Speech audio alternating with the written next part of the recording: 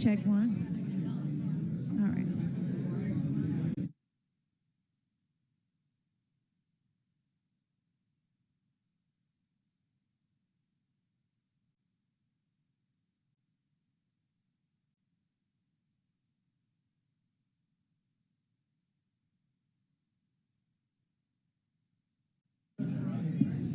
Good afternoon. Good afternoon. Good afternoon. We will be starting approximately at 2:17 in the next 5 minutes. So get ready. Come and take your seats. Candidates, you can come up to the stage right now. We're going to start in 5 minutes. Gather your candidates.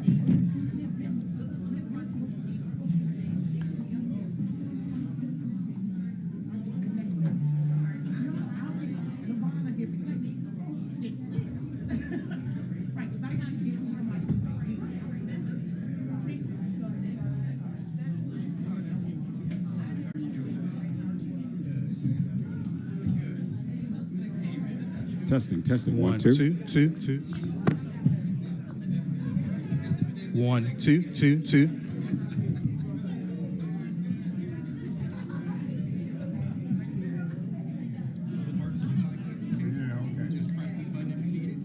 Testing. Is this on? Testing. 1, 2.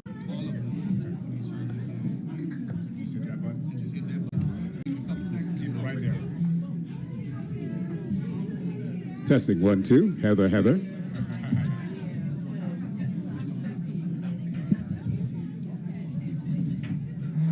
Tight over here, Harry. Man, come on, man.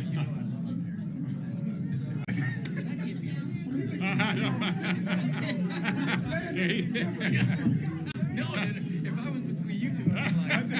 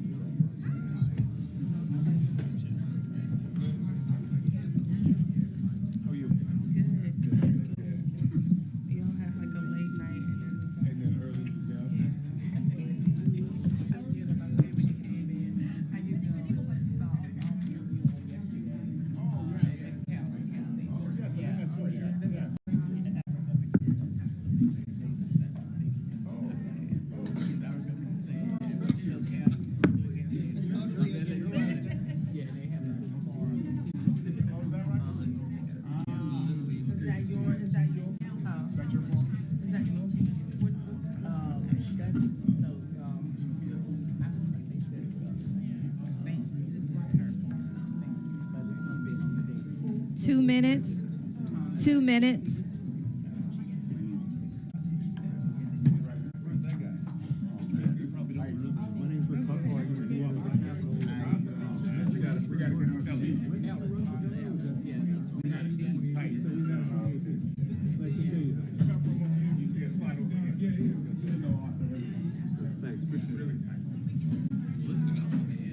We're picking size now.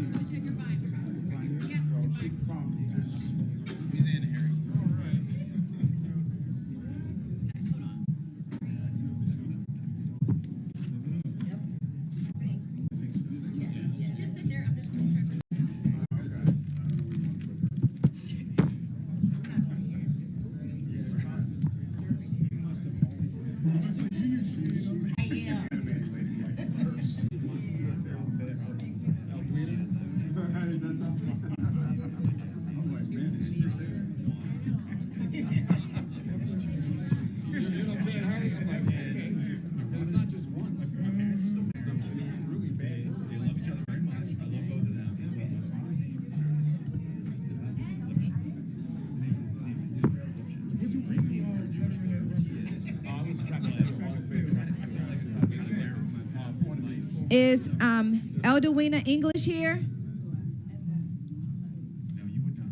Eldowina English.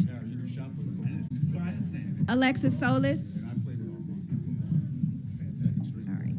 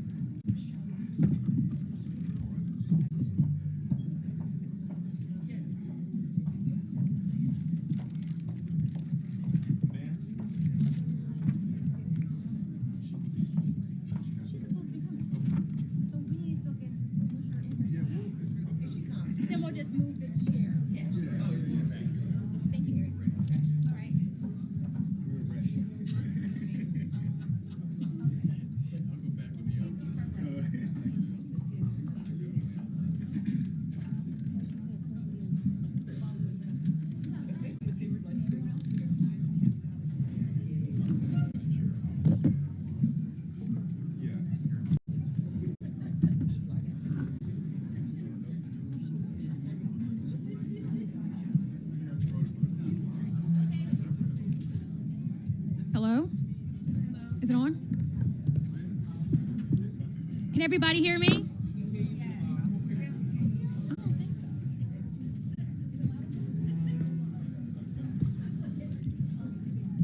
Good afternoon, everyone. We are about to get started, so I'm going to say it again. Good afternoon, everyone. My name is Courtney Finkley Green, and I'm the president of South County Democratic Club. And it is an honor to welcome everyone to Maryland's 5th Congressional District Democratic Forum. Clap, everyone be excited. Because I'm very excited. Our district stretches across Prince George's County, Charles County, Calvert, St. Mary's, and part of Anne Arundel. It is a region shaped by suburban communities, rural landscapes, military families, and a federal workforce that plays a vital role in our state and in our nation. We are home to major federal and research institutions: Naval Air Station Patuxent River, the Naval Surface Warfare Center in Indian Head, NASA Goddard Space Flight Center, and the Beltsville Agricultural Research Center. These anchors drive our economy and support thousands of families across the state of Maryland. With Congressman Steny Hoyer stepping aside after more than 4 decades of service, This forum gives our community an important opportunity to hear directly from those who speak to represent the diverse and dynamic district of Congressional District 5. Before we begin, I would like to acknowledge the individuals and partners who made today possible. We extend our gratitude to Mr. Emmerich Pierce. Would you like to step forward? Peace.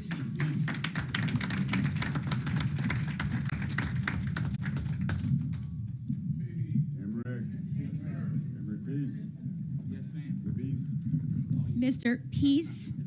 Make sure my southern accent won't mess up your name. Don't mess it. It's okay. Just spell my name right on the check. So welcome to our space. Our company here, we are Keller Williams Preferred Properties. We are one of the largest brokerages in the country. We represent #1 market share in Prince George's County. And we're hosting this event here because we believe in public-private partnerships. And this is a part of what we do. We are in the community. We sell homes. We help people change their lives. More importantly, we have to know more about the political process. And that's part of one of the biggest reasons of why you guys are here, why we're hosting, because the public has to clearly understand that there's a political aspect. Although we may say we're not political, there's a political aspect to all of our lives. And so we have to get engaged. This forum is about being here, is about public-private partnerships, us coming into place to invite you into our space to make sure that the public can get involved in the politics that rule their lives. Is that fair? Yes. Thank you, ladies and gentlemen, for being here. And let's go, Courtney. Thank you so much, Mr. Emmerich Peace. Absolutely. Additionally, we'd like to recognize Wesley Oliver. He's the owner of Dreams Alive Productions for his continued partnership and support. So all this AV technology, and he's right over there. He's shy, but he's the one that has allowed us to be able to stream. And I don't know if everyone knows, but WJLA, they called us late Friday afternoon saying that this will be streamed on their platforms, and they'll be using it in different media coverage throughout the campaign. So this is also good. And then you also are allowed to go on and use our information as well, and whatever happens here in regards in a media sense. So again, thank you, Wesley Oliver, for Dreams Alive Productions. Additionally, we have a wonderful partner, and that's the Eleanor and Franklin Roosevelt Democratic Club, and we thank them for their collaboration and commitment to civic engagement. So I would like to invite up their president and vice president to give remarks.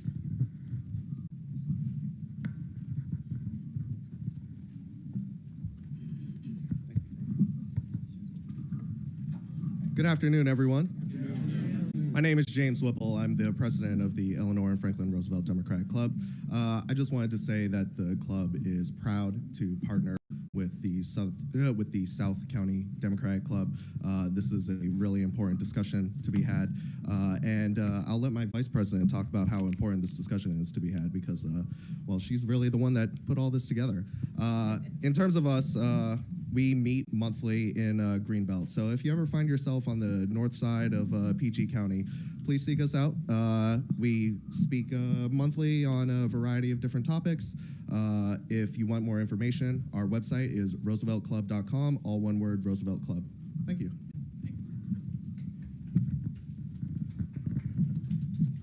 Hi, good afternoon, everyone. Yeah, thank you, James. My name is Jenny Pompey, and I'm the first vice president of the Eleanor and Franklin Roosevelt Democratic Club.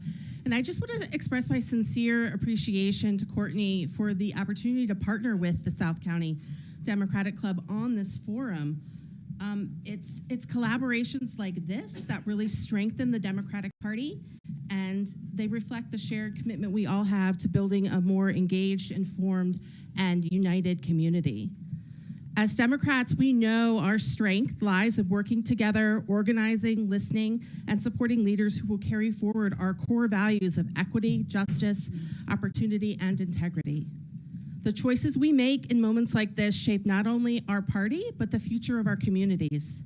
So thank you all for being here, for staying engaged, and being part of the democratic process.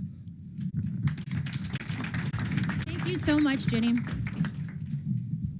And now it's time to move into the heart of today's program. It is my privilege to introduce our moderator, Barbara Holt-Streeter, CEO of Power to Move LCC. Barbara is an esteemed community leader, a powerful connector, and someone with the rare ability to use communication as a bridge, bringing people together and guiding conversations with clarity and grace. Without further ado, please join me in welcoming Barbara Holt-Streeter.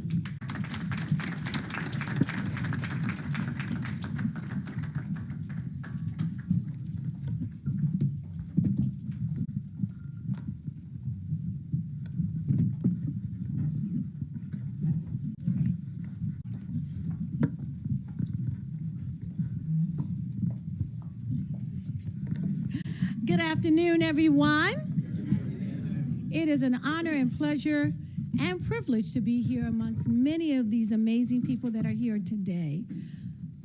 Let's just breathe. There's been a lot going on, right? There's a lot going on in the world, in the country, in the county, and our personal lives.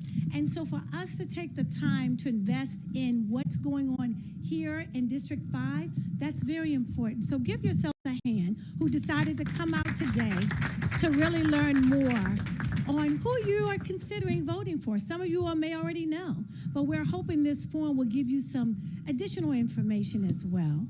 And so I want to take a few minutes to thank you, Courtney, the South Democratic Club, for coordinating this and all the other partners as well. It's a lot to plan events, and it's even more to do a candidate forum, particularly the ones who've been on this table here, sitting here. And also Mr. Emmerich Peace for opening up his building, this office, and he talked about public-private partnership, which is very important. And so we're gonna take some time today, and I wanna share something personal as well. So I also served as a candidate a number of years ago, about 6 years ago, as someone on this candidate area, and I ran against each other. Go ahead, Walla Blagay. All right. And so I understand the hard work that a candidate has to do. And if you've never been in their seats, be careful how you may complain, okay? So really, I want you to listen to those questions, be able to compliment them. If you hear a great answer, clap. Encourage them. That's very important. And if you hear something you don't really like, you better not boo, because I have security in the back that will take you out, okay? Because we're going to do things decency and order, but we're going to have an enjoyable time, all right? So in order to do this, I'm going to share with you what the agenda is, the run of the show, but I'm also want to share with you we have a timekeeper. The beautiful timekeeper, Mr. Loris, could you please stand? And everyone to see we have a timekeeper. Doesn't she look beautiful? Look at her. Okay. That timekeeper will also provide us when it's time to our little break. So a 5-second will be in red. Please show us the red. That's green. Show red. Turn around. There you go. That's okay. We got it. That's red. 15 seconds is yellow. 30 seconds is green. One of the most important time is the 5 seconds red. So if you're still talking and that red is up, that means you have 5 seconds. When that is down, it will show us stop. If you all are still speaking, I would kindly move to the next person with a smile, okay? So I'm going to go over that in just a moment. Yes, okay? So our opening statements will be 1 minute. Opening statements, 1 minute. We will have core district questions. That will be split into groups. The names are not in alphabetical order. Those names are depending on the computer. They put all the names together, and this is the list that we have. That will be 1 minute. The next is a Prince George's County question. That will be 1 minute. Next, we'll have a lightning round. Quick on your feet. That's 30 seconds. Guess what? We're going to take questions from the audience. All right. You all like that audience, right? Okay. And that will be 30 seconds. We will then have closing statements, 1 minute. Really quick again, opening statements, 1 minute. Core district questions, 1 minute. Prince George's County question, 1 minute. Lightning round? 1 minute. No, we're going to try this again. We're going to pray for this side over here. Lightning round is? Thank you very much. Audience question is? Okay, 30 seconds. I was trying to help you out here. Closing statement is 1 minute. Okay, are we ready? Okay. We're going to start with our opening statements. Now, I will say opening statements will be in order, so I'll help you out a little bit here, okay? No, it will not. I just changed that. Okay, here we go. Opening statement. I will start with Walla Blagay. Ready for the time? Let's go. Hello, everyone. Prince George's. I'm your council member. I have been your voice for the last 4 years. When you wanted to pause a data center, I stopped it. When you wanted to make sure that we had health care in our community and complained about the hospital there, we started a task force to resolve your issue. When you had concerns about HOA, we introduced legislation to bring HOA a process so that your voice could be heard. Many things that you've brought, we've answered. When you've come to ours, I've been one that people said, you did what you campaigned on. I campaigned to stop development that didn't make sense, and we did it. And we also talked about bringing quality into our community. As you can see, we just brought Tiffany Haddish to bring a grocery into our community, and we're about to announce a grocery store in Westphalia. I've delivered for you. You need a fighter in Congress, and I will deliver for you there. Thank you. Thank you very much, Ms. Walla Blagay. Next, and you can clap. Opening statements, please clap. Very good. Next, we'll have Mark Arnaz. Mark is not here. Okay. Next, we'll have Arthur Ellis. Are you ready, Arthur? I am. Timekeeper, you ready?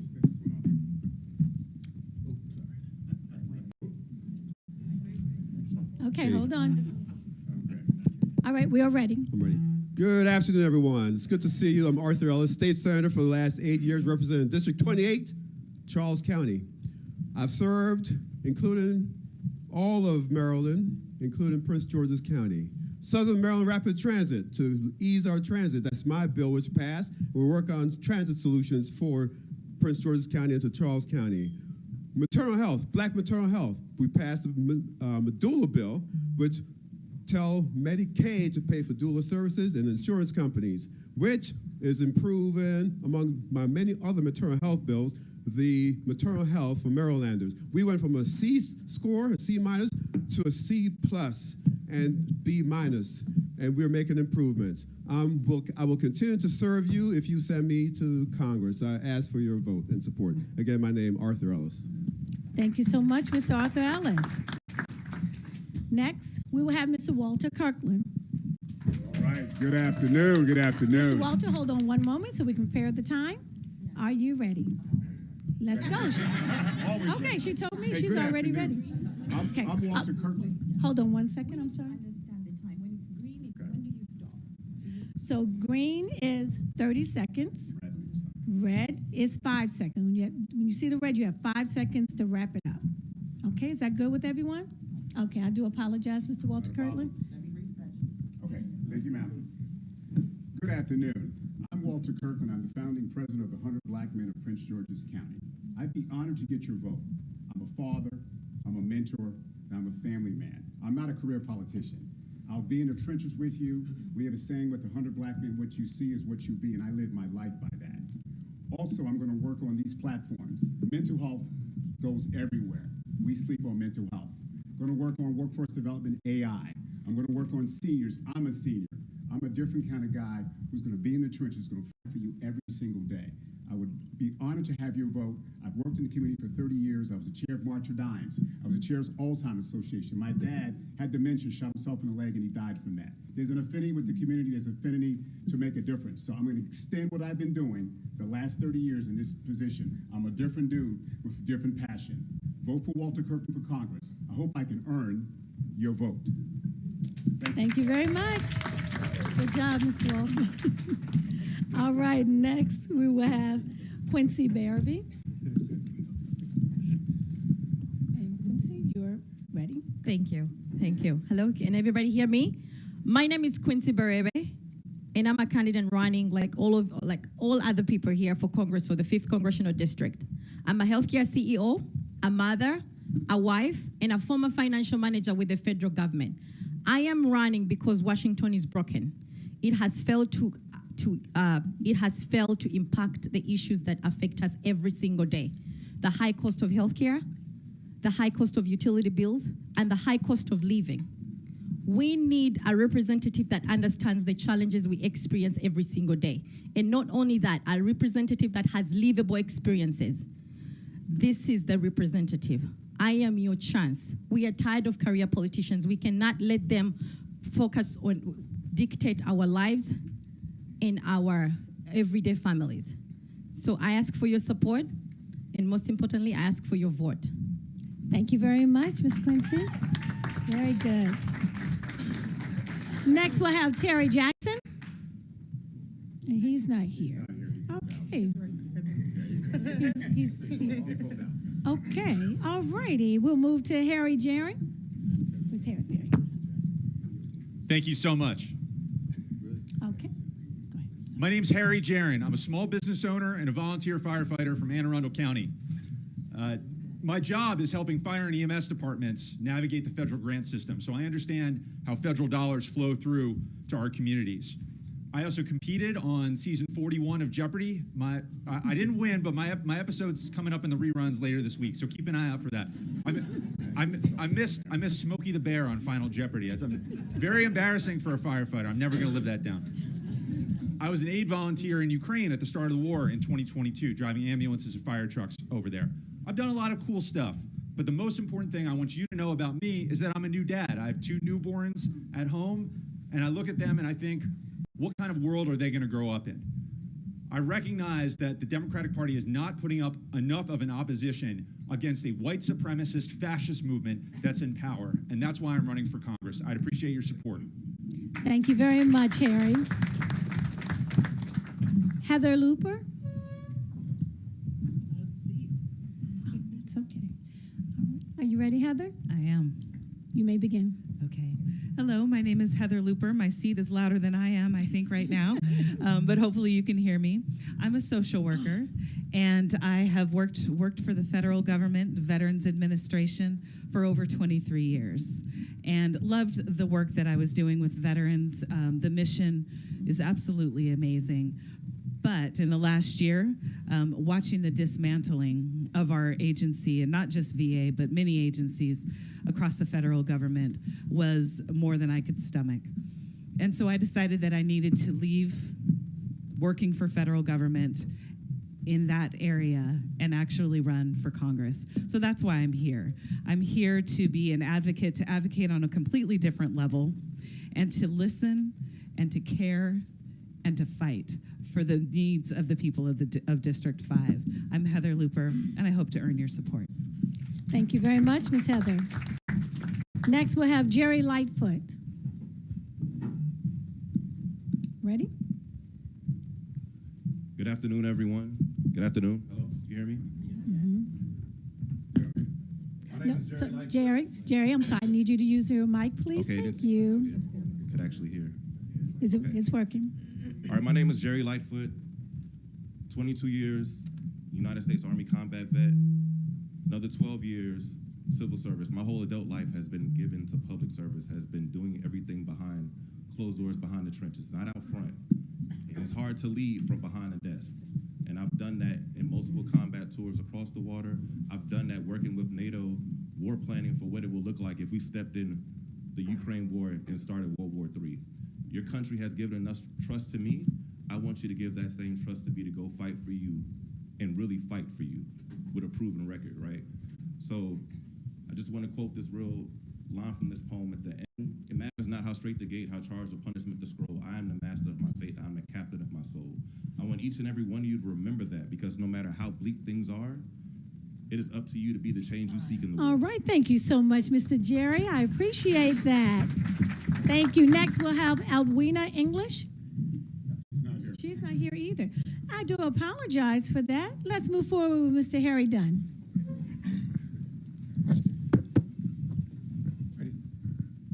Hey, good afternoon, everybody. Thank you all for being here. My name is Harry Dunn. I believe that a lot of you all may know who I am because I lived one of the worst days of my life on national TV at the Capitol on January 6th, when insurrectionists led and fueled by Donald Trump stormed the Capitol.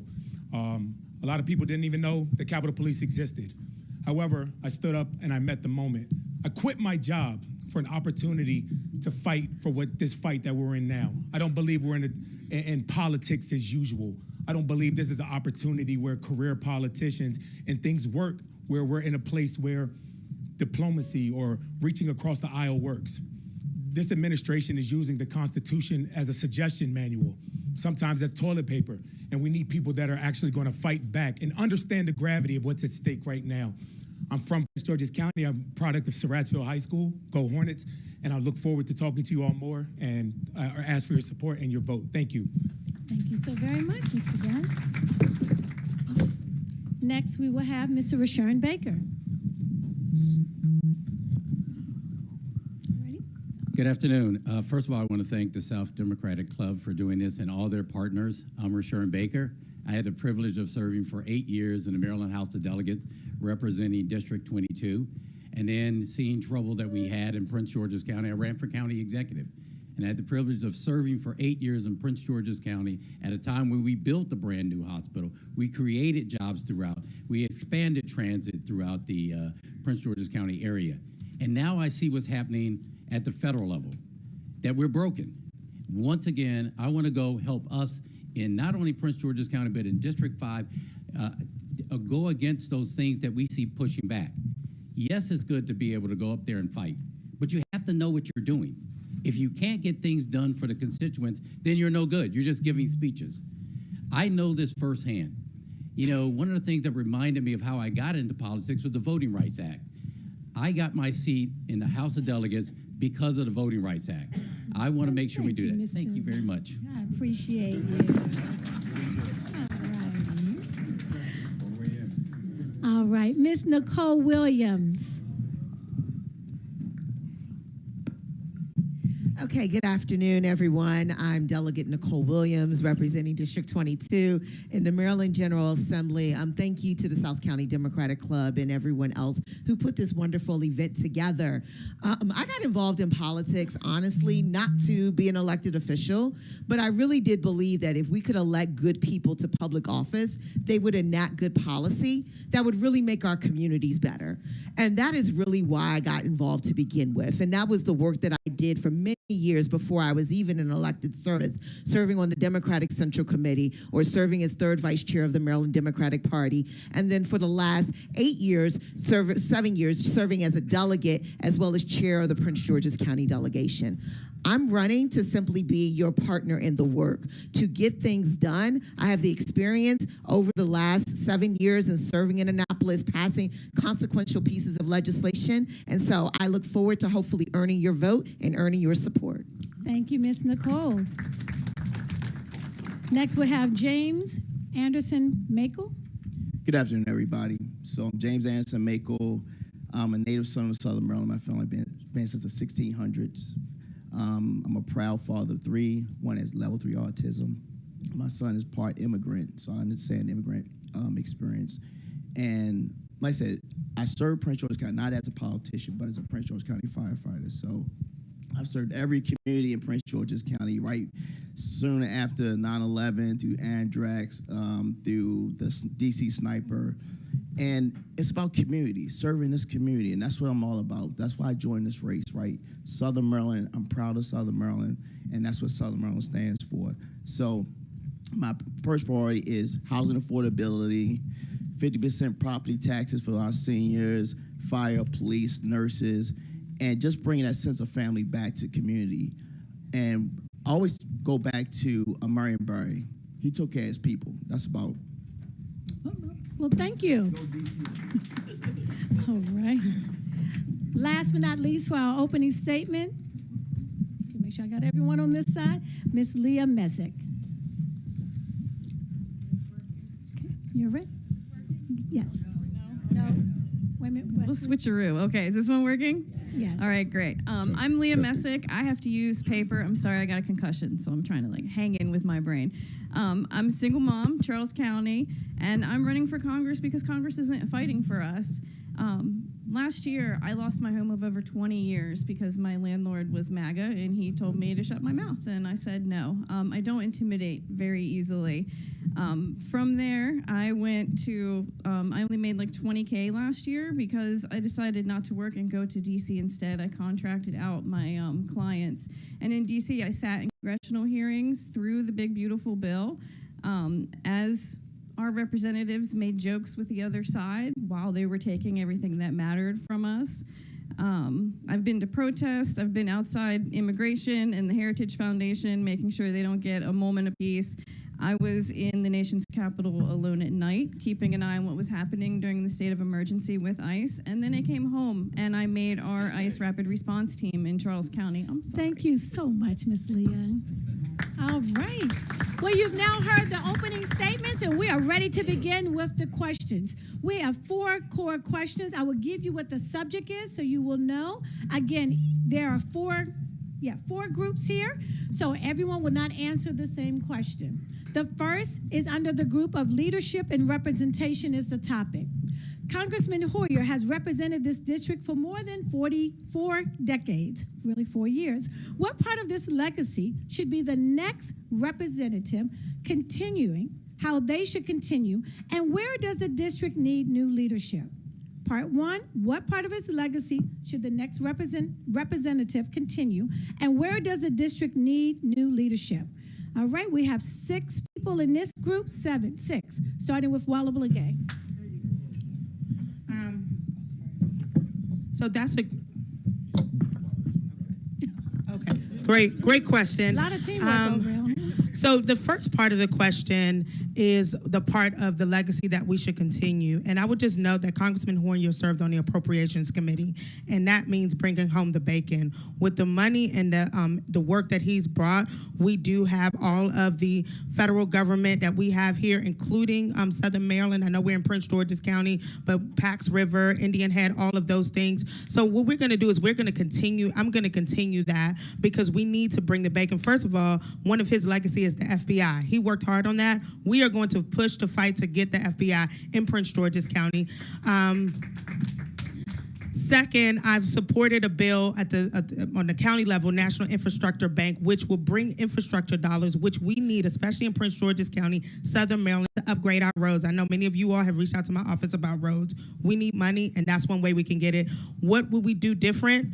I'm a progressive. We need to push for progressive values.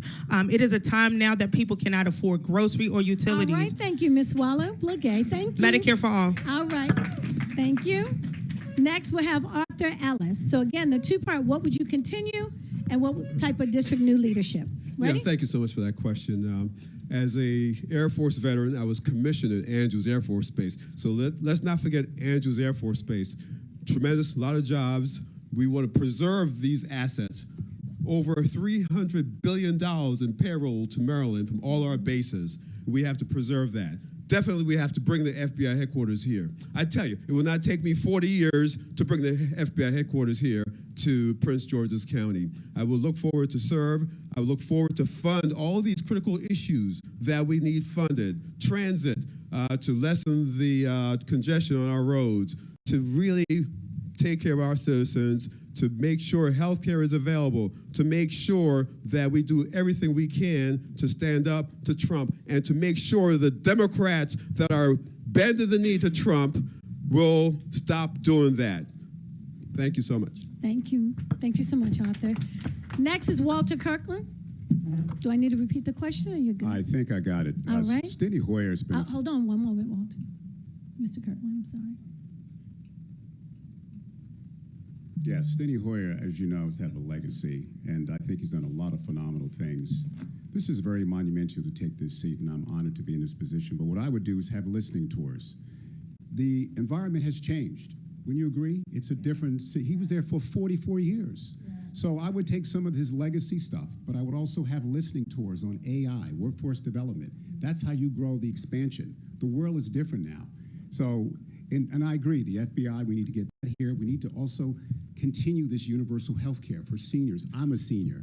So I appreciate what Steny did for 40 years, but we need to be active and be a parent. And I will be out there every single day being visible. If people know me, I'm the guy that's going to be in the community getting feedback from you and saying, can you join my listening tour? So that's what I would do differently. We also need to understand that there's a lot of federal workers, Tux and Naval. We got to make sure we secure funding for them for pensions and their security and their salary. We can't let that go. They're trying to cut that. Thank you so much, Mr. Wolf. Next, we'll have Ms. Quincy. Thank you. The current Congressman Steny Hoyer has brought a lot of influence and stability to the county, and also has brought a lot of federal resources. No one can take that away from him. But we need new leadership. I know that understands and connects to our everyday challenges, and that's what I bring on the table. I know what it means to work multiple jobs. I know what it means to raise a family. I know what it means to build a business while navigating a system that often forgets the everyday people. So we just need leadership that has livable experiences. Thank you. Thank you very much. With time remaining. Next, we'll have Harry Jaring. I understand why so many of you appreciated Steny Hoyer's leadership. Like the other candidate said, he really brought home the bacon. One aspect of his legacy that I would also continue is his leadership on Ukraine, with conflict that I've been very involved in. But I want you to understand that the kind of Congress that Steny Hoyer ran, that is very much a factor in why Democrats have been losing elections. It's a kind of machine politics that prioritizes lobbyists and special interest groups over the interests of actual voters. And in this race right now, Steny Hoyer's PAC has already dumped in more than $500,000 for a candidate who couldn't even be bothered to show up here today, who works as a lobbyist, someone who works as a lobbyist for Oracle, the company that has spent $260 billion on data centers. That is a kind of legacy that I do not want to continue. I will be a very different kind of congressman. Thank you so much, Mr. Harry. The last person in this group of leadership and representation topic is Heather Luper. Thank you. So one of the things that has impressed me about Steny Hoyer, there's many things, but one is the support that he has given to our unions. Right now, particularly in federal government, unions are under attack. Their rights have been stripped, and he has fought pretty tirelessly on behalf of working families and their unions. So that's one thing that I would want to continue. I'm a member of AFGE Local 17 myself, and I do think that that's really important. One of the things that I do think is missing is representation. There's never been a black woman to represent Congressional District 5, and it's time. So that's one of the things that's really important. And another thing that I keep hearing in my multiple calls across the district is people want amenities. They want to be able, they don't want to have to go to another county to go out for a nice dinner, and they want to have some entertainment and some amenities while they're here. Thank you so much, Ms. Heather. Thank you all for answering question 1. Question 2 is federal workforce and economic stability. That is the topic. The question is, public administration is the largest employment sector in this district. What will you do to protect federal employees, their pay, benefits, and job security? You want me to read it again? You good? All right, let's go. We'll start with Jerry Lightfoot.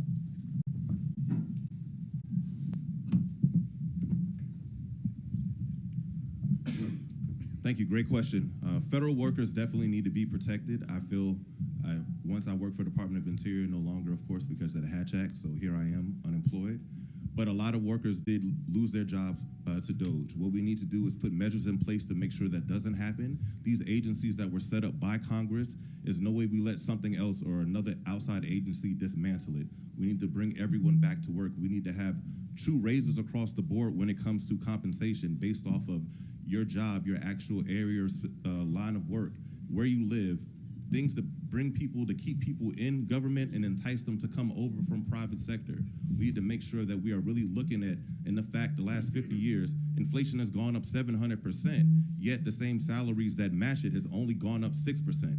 The math doesn't math, but they'll look at you and say you should be able to pay your bills and give your family a good quality of life. That's not true. We have to stand up for one another and put those measures in place and really get livable wages a true meaning of Thank you livable so wages. much, Thank Mr. you. Jerry. I greatly appreciate that. Good answer. Next is Harry Dunn. Yeah, that's a great question. I think we can attribute the attack on federal workers and this federal workforce to DOGE. Donald Trump came in with this administration and said, hey, we're going to target waste, fraud, and abuse. I think we can all agree that that's important. You know what? If there's waste going on, if there's fraud and abuse, let's cut it out. However, it costs more to run DOGE and operate DOGE for the few months that it had been in existence than the amount of waste, fraud, and abuse that they actually found. And you know who also benefited from DOGE? Not just the government and Donald Trump.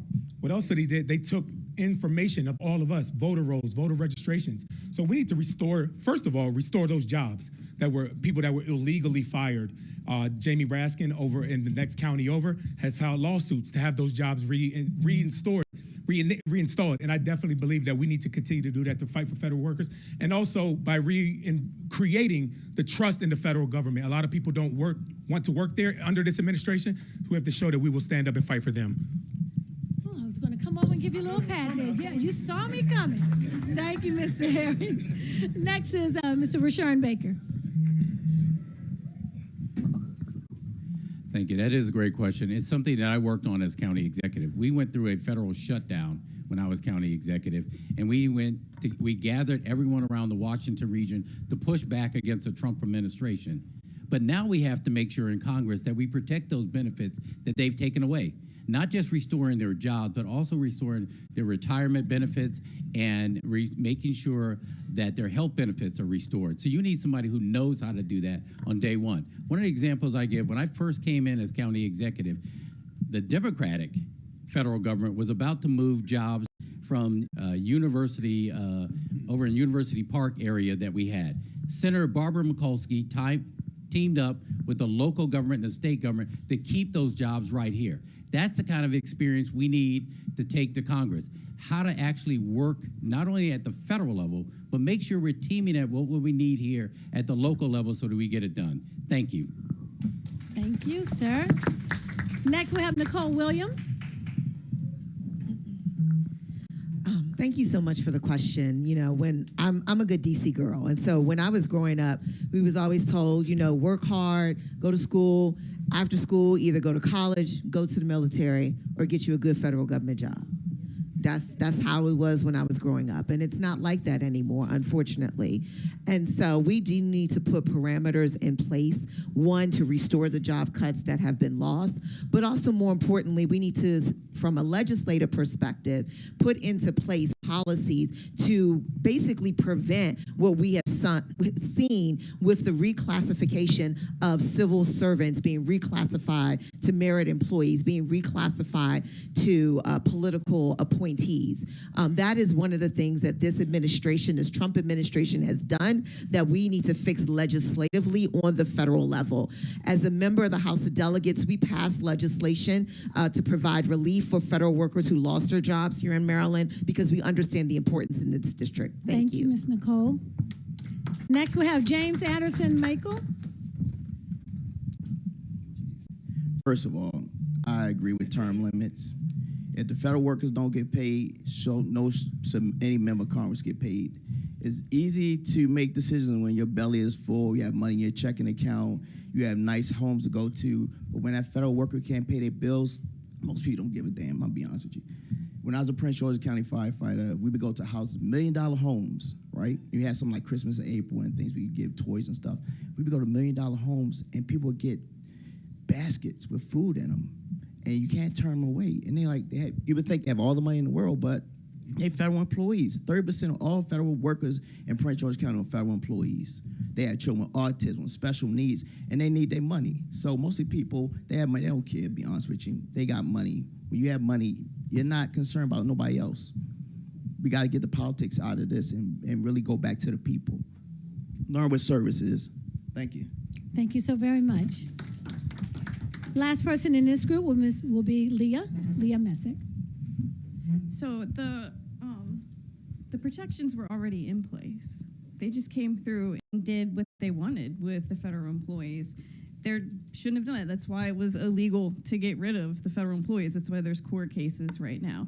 I think a thing that we need to look at is how we got into this position, and it's because we keep playing nice with the enemy and we keep letting them do what they want to do. And when we have the control, we say, well, what do you want? No, we need to come in and do the same things that they do and get actual protections that will help people long term, not just for 4 years, because it's going to keep doing this if we keep playing nice. Thank you very much. Those were the first two questions for the core questions. We're now going to question 3 and 4. This subject is defense and national security. The question is as follows. The district hosts major military installations, including NAS Patuxent River and NSWC Indian Head. How will you ensure these facilities continue to drive innovation? Let's try that one more time. Let's say it together here. Workforce development and economic opportunity. Innovation, workforce development, and economic opportunity. All right. First person, this one is Quincy Barabee. You're up next. Oh my God, I was lucky. I was always the third and the fourth. Okay. One of the things that I have to tell the audience, I am a former federal employee. I worked with the Department of Defense as a financial manager. So I'm very, very big on making sure our federal employees are protected. So I will make sure that we keep funding the R&D funding for the Indian Head, and I will make sure that we keep our bases open for the mission to keep going on. Thank you. Thank you very much. Next, we will have Walla Blagay. Thank you. Great. That was good. Yeah, hold on my time, sis. All right. So this, no, that's a great question. And I will say this, it's time to put America first and invest here. We are spending $1 billion a day in a war that doesn't make sense to us. And we do have the funds to put economic development, to fund innovation, to fund the small businesses that even support the Patuxent River. We can do that through the SBA. I mean, for Prince George's County, we've seen a lot of those who are military, who are actually contractors losing opportunity in our area. And this is where we're going to put it back. We're going to require that we have the funding to fund economic development surrounding the Indian Head Pax River. We can fund that through all of the funding. In fact, the amount of funding that this county in itself got through the Biden administration, we've been wiped out with this administration. It's time to bring that funding back. So this is about prioritizing what's important to us, and infrastructure in our community is what's important. So that's it's, for me, it's one of those things where the deal is done. So thank you. Appreciate that. Next, we will have Jerry Lightfoot.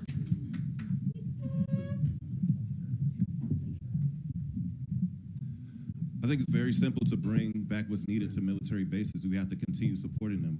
We have to make the military look appealing once again. I'm not for drafts. I feel like it should be something of honor and a personal choice to actually serve your country. We shouldn't force people to do so. And we also shouldn't be in conflicts where we shouldn't have to be in America. We should not be what we're doing right now across the water, right? So it's not a war. I hear a lot of people say that it's a conflict. Congress hasn't declared war yet, okay? So please, I think the best thing that's needed for these bases is to just re-overhaul what the military looks like, make it more appealing to young people so they can know it's something stable, and we're not gonna just ship you off to your death or demise, right? And with the funding for innovation, we have to make sure that we're giving projects, we're getting contracts, we're getting new incentives, and incentivizing actual companies and for-profit and private sector to come and partner with us so we can keep this area strong and keep it funding and keep it going. Thank you. Thank you, Mr. Jerry. Next, we'll have Harry Dunn. Yeah, with this District 5 having so many military jobs that are here, I think it's important that we can understand, excuse me, Republicans don't have a problem with funding the military. In In fact, it's never been really a big problem. The U.S. spends more funding the military than the next 8 countries combined, including China, including Russia, Japan, all these big nations. We spend more than all of the next biggest nations combined, the next 8. So there's always funding, but let's look at where funding could be going instead of that. We can still maintain our military dominance, which I think is very important for our national security, but also investing in places. We literally just cut healthcare subsidies for millions and millions of people across the country while continuing to spend more on military. I think it's very important that we we lower the amount of military spending and fund the programs that actually matter to people here abroad. Thank you. Thank you very much. Thank you, Mr. Dunn. Next, we'll have Eldwina. I didn't take her off. My apologies. I'm so sorry. Miss Leah. I'm sorry, can you repeat the question? Sure, no problem. My brain is trying, I promise. That's okay, no worries. How will you ensure facilities continue to drive innovation, workforce development, and economic opportunity as it relates to the military installations? Oh, we have to fund them. We have to fund them. There was a time when the Indian Head base had the town of Indian Head in Charles County jumping. There was all kinds of stuff.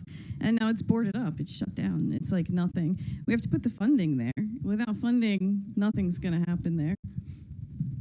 Right. Thank you very much. Next, we'll have Heather Looper. Thank you for the question. Like many of my colleagues said, we do need to fund it fully. But another thing that we need for workforce development is we want to make sure that we have the support in place for the workforce that is coming, that is there, that we make sure that people have access, that they want to actually live in these areas where the bases are. We want to make sure that that these places are attractive and that their commute is not a bunch of nonsense, but that they can actually have my commute, by the way, coming from church to, which is in Montgomery County to here. I don't know what happened, but it was like twice as long as it needed to be. But that's something that people deal with every day when they're working Monday through Friday.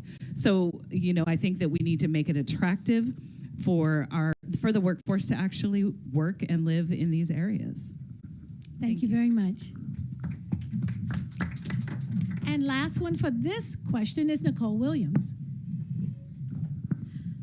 So it's already been said we do need to invest the funding into our various military installations. But in addition to investing the funding with our military installations, we need to work in partnership with our military installations and also with our local government and our local school system. Part of the question was around workforce development. And so one of these things that, in addition to providing the funding, these bases provide a number of jobs for people within our community. And so we need to be partnering them with our local school system and also just with the folks who reside here in Prince George's County with regards to the work opportunities and making sure that we are training our students, making sure that we are training the workforce here to be able to do the jobs that are necessary on our military bases. We know that our military is moving forward in terms of technology. We've talked about there's AI and all of these other things. And so we need to make sure that here in our school system, we are training that next workforce for that new technology so that they can work on those installations. Thank you, Nicole.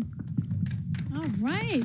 Great job. Great job. We're now going to our last question, core question 4. The topic is housing and cost of living. All right. Oh, I heard the out there. Okay. All right. Here we go. The median property value in the district continues to rise. What federal actions would you support to increase affordable housing and help first-time home buyers? Again, what federal actions would you support to increase affordable housing and help first-time home buyers? We're going to start with Harry Jaron. I like this one better.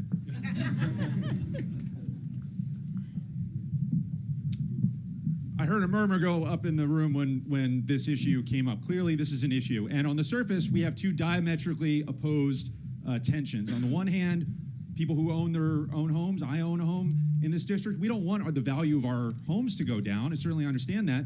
But on the other hand, I have a lot of friends who can't afford a house. The median age of a home buyer in the United States today is 59 years old. The median age of a first-time home buyer is 40. This is completely unsustainable. The solution to resolving these tensions is a federal transit-oriented development policy to encourage building new affordable housing around our existing transit infrastructure and new projects like Southern Maryland Rapid Transit. We need to make cute walkable towns again like we did before World War II. I don't hear anyone around here say, oh, I'm gonna take my girl out for a date in Clinton or Brandywine. We can do better. Thank you, Mr. Harry.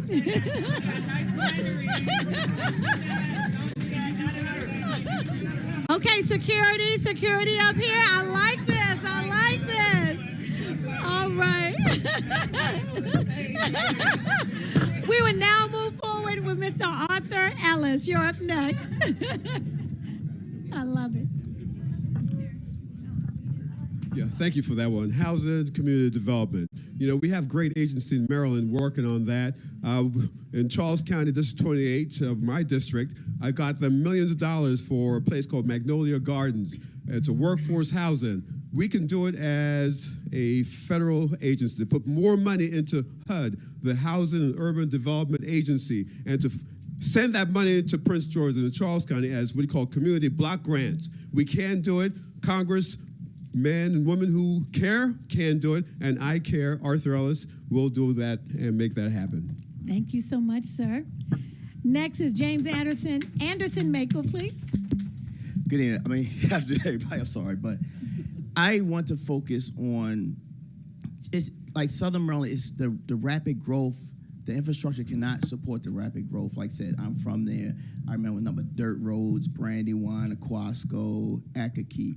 So I would focus on controlling the growth first, build up the infrastructure to make people want to actually come to these places, and once they don't want to stay, instead of going to Virginia and spending money or going somewhere else and spending money. Prince George County is the only place I know you have $1 million home and you can't even leave it. You got $500,000 worth of cars in your driveway. The roads are tore up. You don't want to shop there. You got to get up in the morning and plan your day. You got to get up 5 o'clock in the morning to go to the grocery store because about 8,000 people in there. So we have to slow down the growth because a lot of people from Southern own their own lands, right? So how you going to get the land? Maybe eminent domain, but take care of Southern Maryland. Thank you. All right. Next is Walter Kirkland. Man, this is a wake-up call. Come on now. This is United States of America. We're in the nation's capital. Do you know what we are? If we can spend $1 billion a day on a war, why can't we fix this problem? This is, right, thank you. This is a wake-up call. My utility bill was $1,000 last month. What was yours? $1,500? So this is a real issue. We got to expand affordable housing, and more than that, have some very specific programs and really support first-time home buyers. You're right, Harry. A lot of young people are not buying homes now. We got to expand that program. We're the United States of America.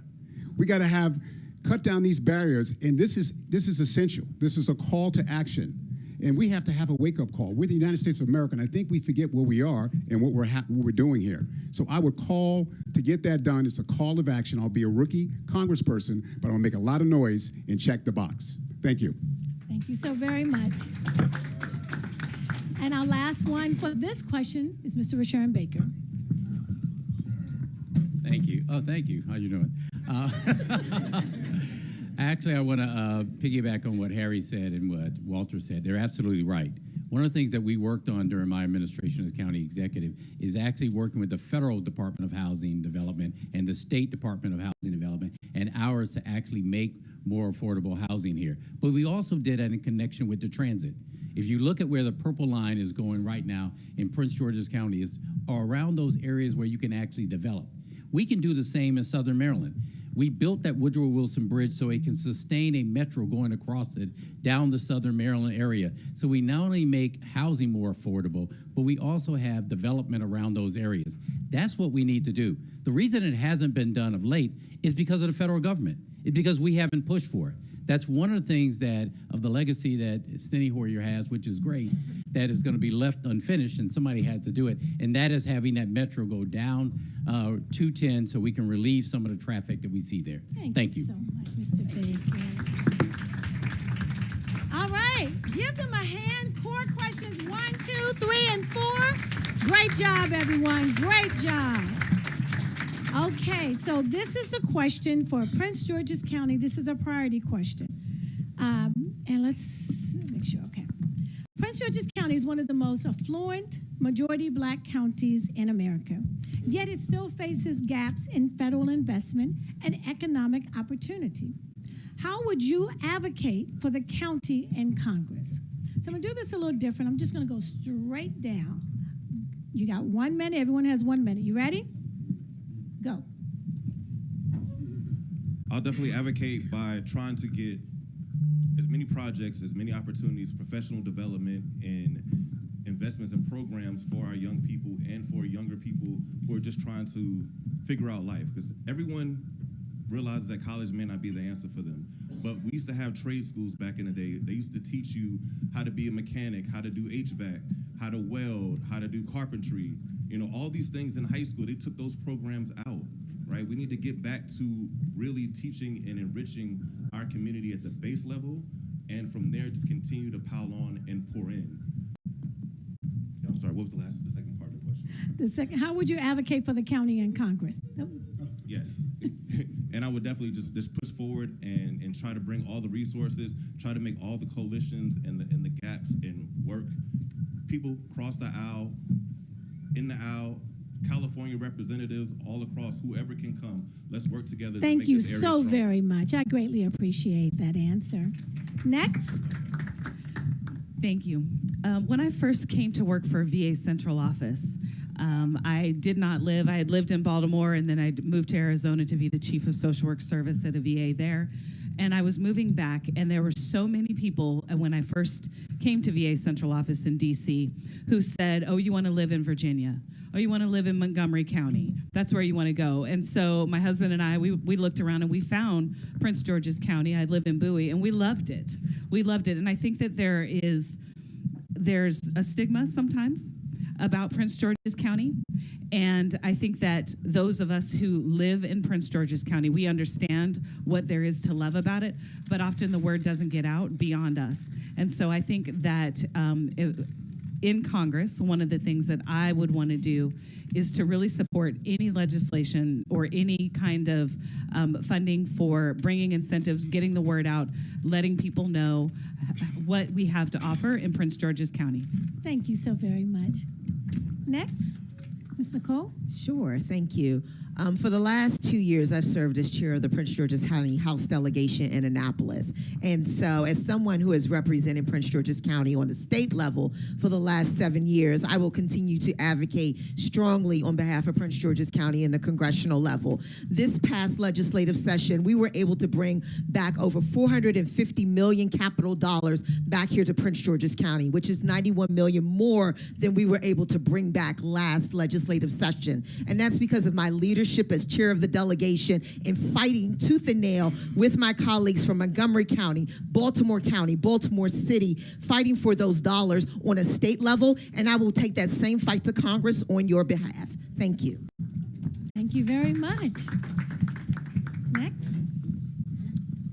Well, first off, Delegate Williams informs me there's some very nice wineries and brandy wine, so I have to get permission from my husband, but I'll let you take me out on a date anytime, okay? All right, I appreciate that. How would I advocate for Prince George's County in Congress? One thing I don't think we've done a good job of as Democrats, and this has been exemplified by our current leadership in Congress, is that we haven't adjusted to the new era of social media. And Prince George's County is full of federal workers doing very essential work, but I feel like a lot of that work is not really highlighted in the public sphere, and we've allowed Republicans to define a lot of the work that goes on here.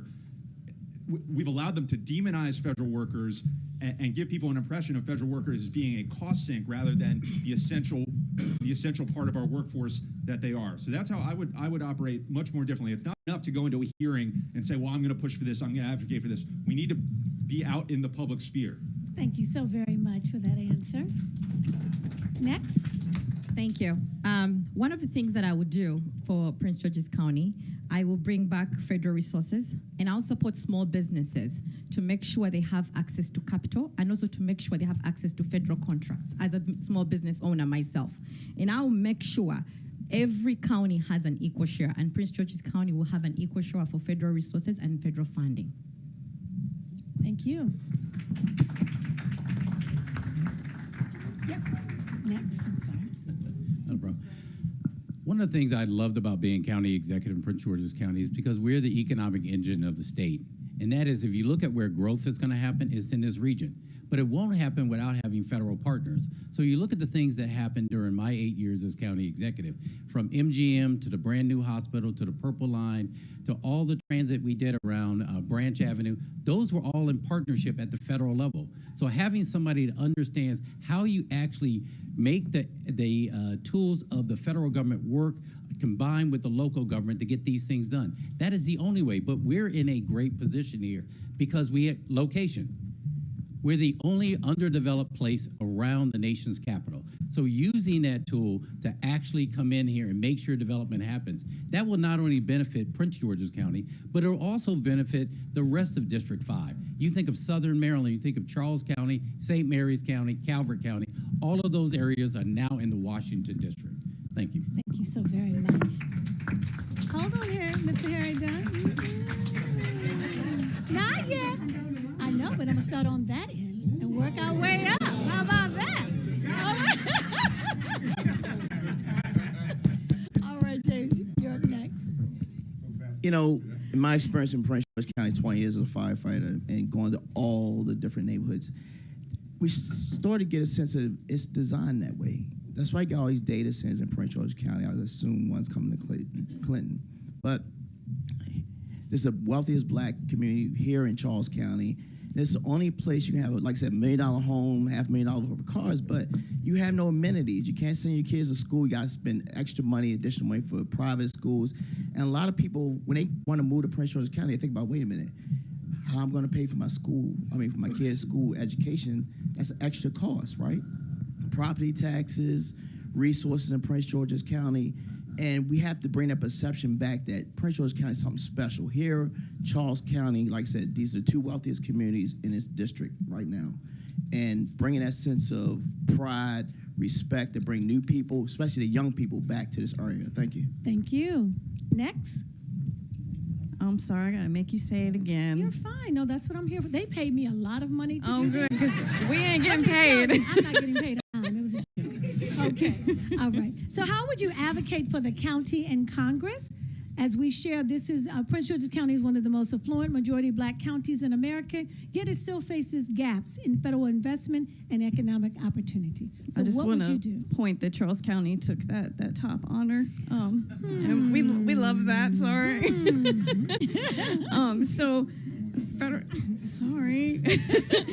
Federal funding formulas are meant for rural white areas. They need to be rewritten so that they help in areas like Charles County and Prince George's County. And it needs to be formulas with granular poverty measures instead of what it was meant for, because we are the best. Second best here, but second is great, okay? Thank you so very much. Right. I was gonna say, we hope you make it out. I think the security's still at the door. They're still at the door. All right. You ready? You're next? Well, we need a break after that. Okay. Right there. Excuse me. He's just as proud as I am. It's home. Here, I'll just... Stuck right here. Thank you. Okay, that was a good break. Thank you so much. As an 8-year Maryland senator, representing Charles County, I've done a lot for Charles County and for Prince George's County and the entire state of Maryland. Go to my website, Arthur Ellis for Congress, Arthur Ellis for Congress, and you'll see all the things that I've done in my 8 years in the Senate of Maryland. But as a quick summary, I'll just mention that this year, for the entire year, I am the 2025 Maryland Senator of the Year, chosen by my colleagues, given that honor because of all the stuff I worked with my colleagues, with the governor, Westmore, to get things done. Stuff like support for veterans, lowering their cost of housing, building the first Boys and Girls Club in Charles County, and I'll do that for Prince George's County. I've brought millions of dollars in scholarships to my constituents. Building Southern Maryland Transit, build a metro to National Harbor, improve maternal health. All those things I've worked on, all those things I've done for Charles County, and I'm guaranteed I'll do it for Prince George's County. Thank you very much. Thank you, sir.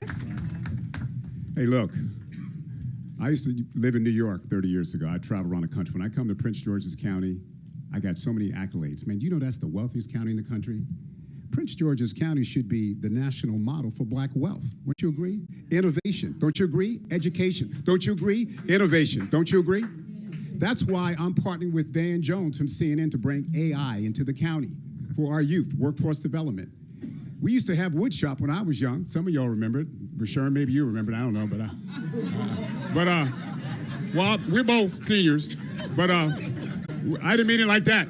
But you need somebody who's going to fight.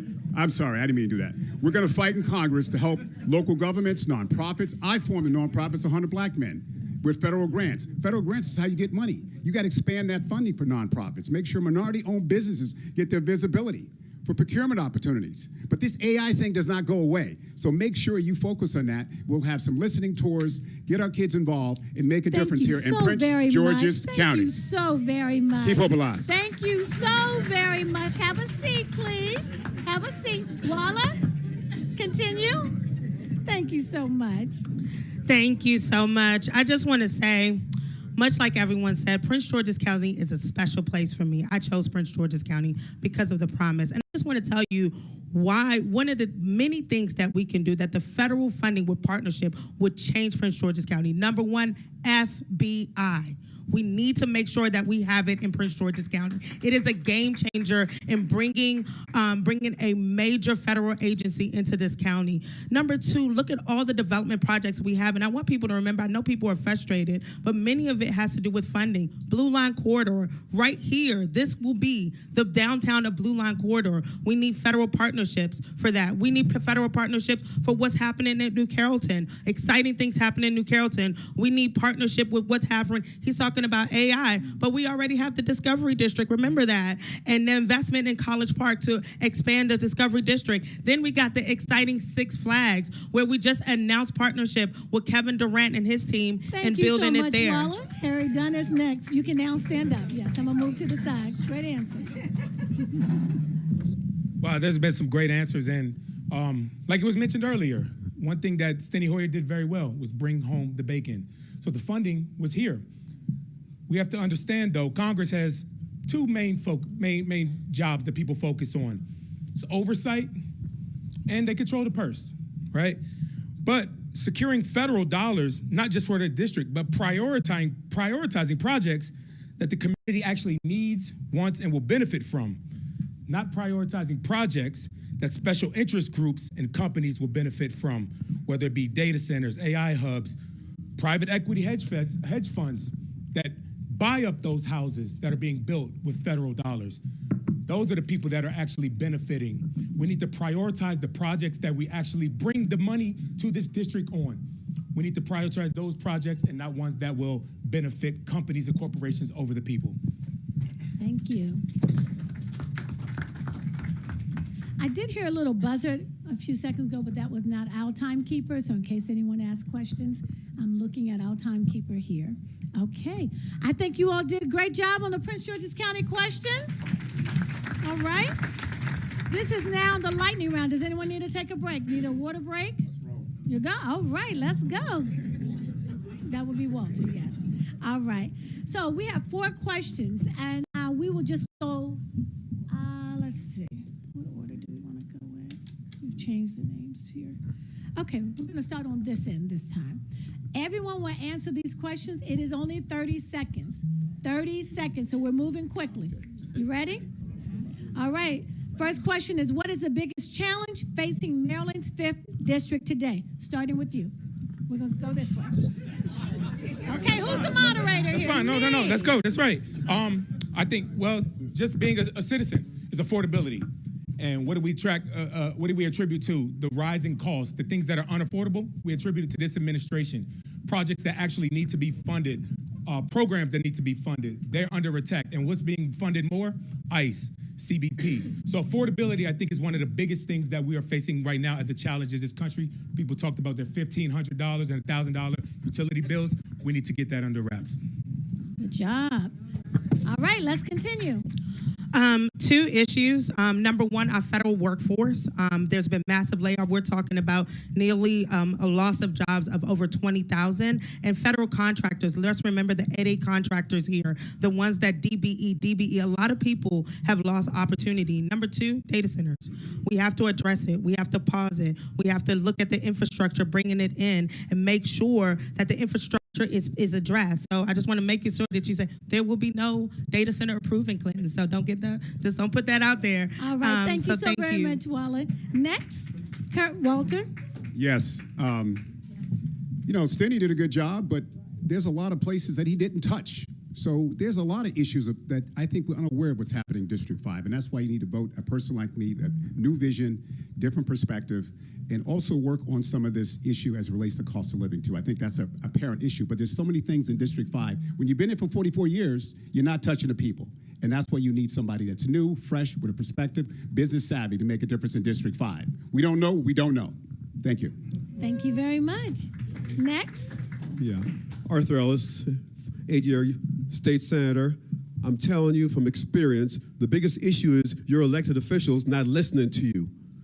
We get in office, you elect us, and things don't happen because they're paying attention to special interest groups. They're paying attention to the bosses in Annapolis and the bosses, the presiding officers in D.C., and things don't change. Well, I'm not one of those guys. I listen to you, and I take a stand to support my constituents. Thank you very much. Next. I'm gonna say something quite different. I think that the biggest concern right now is our proximity to DC, and that we do have two of the wealthiest black counties in the entire country, and the people who are running our country right now, and what history tells us happens in those situations. I think we need to be really, really careful about that and keep that in the front of our minds all the time. We've seen it through history. Thank you very much. James? Infrastructure number. Oh, wait a minute, James, I'm sorry. I'm blind, so I gotta look it right straight at you.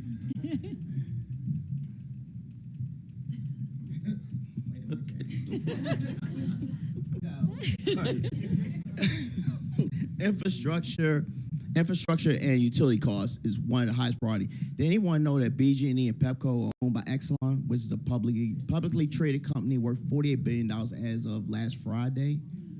That's the main reason why your utilities bill.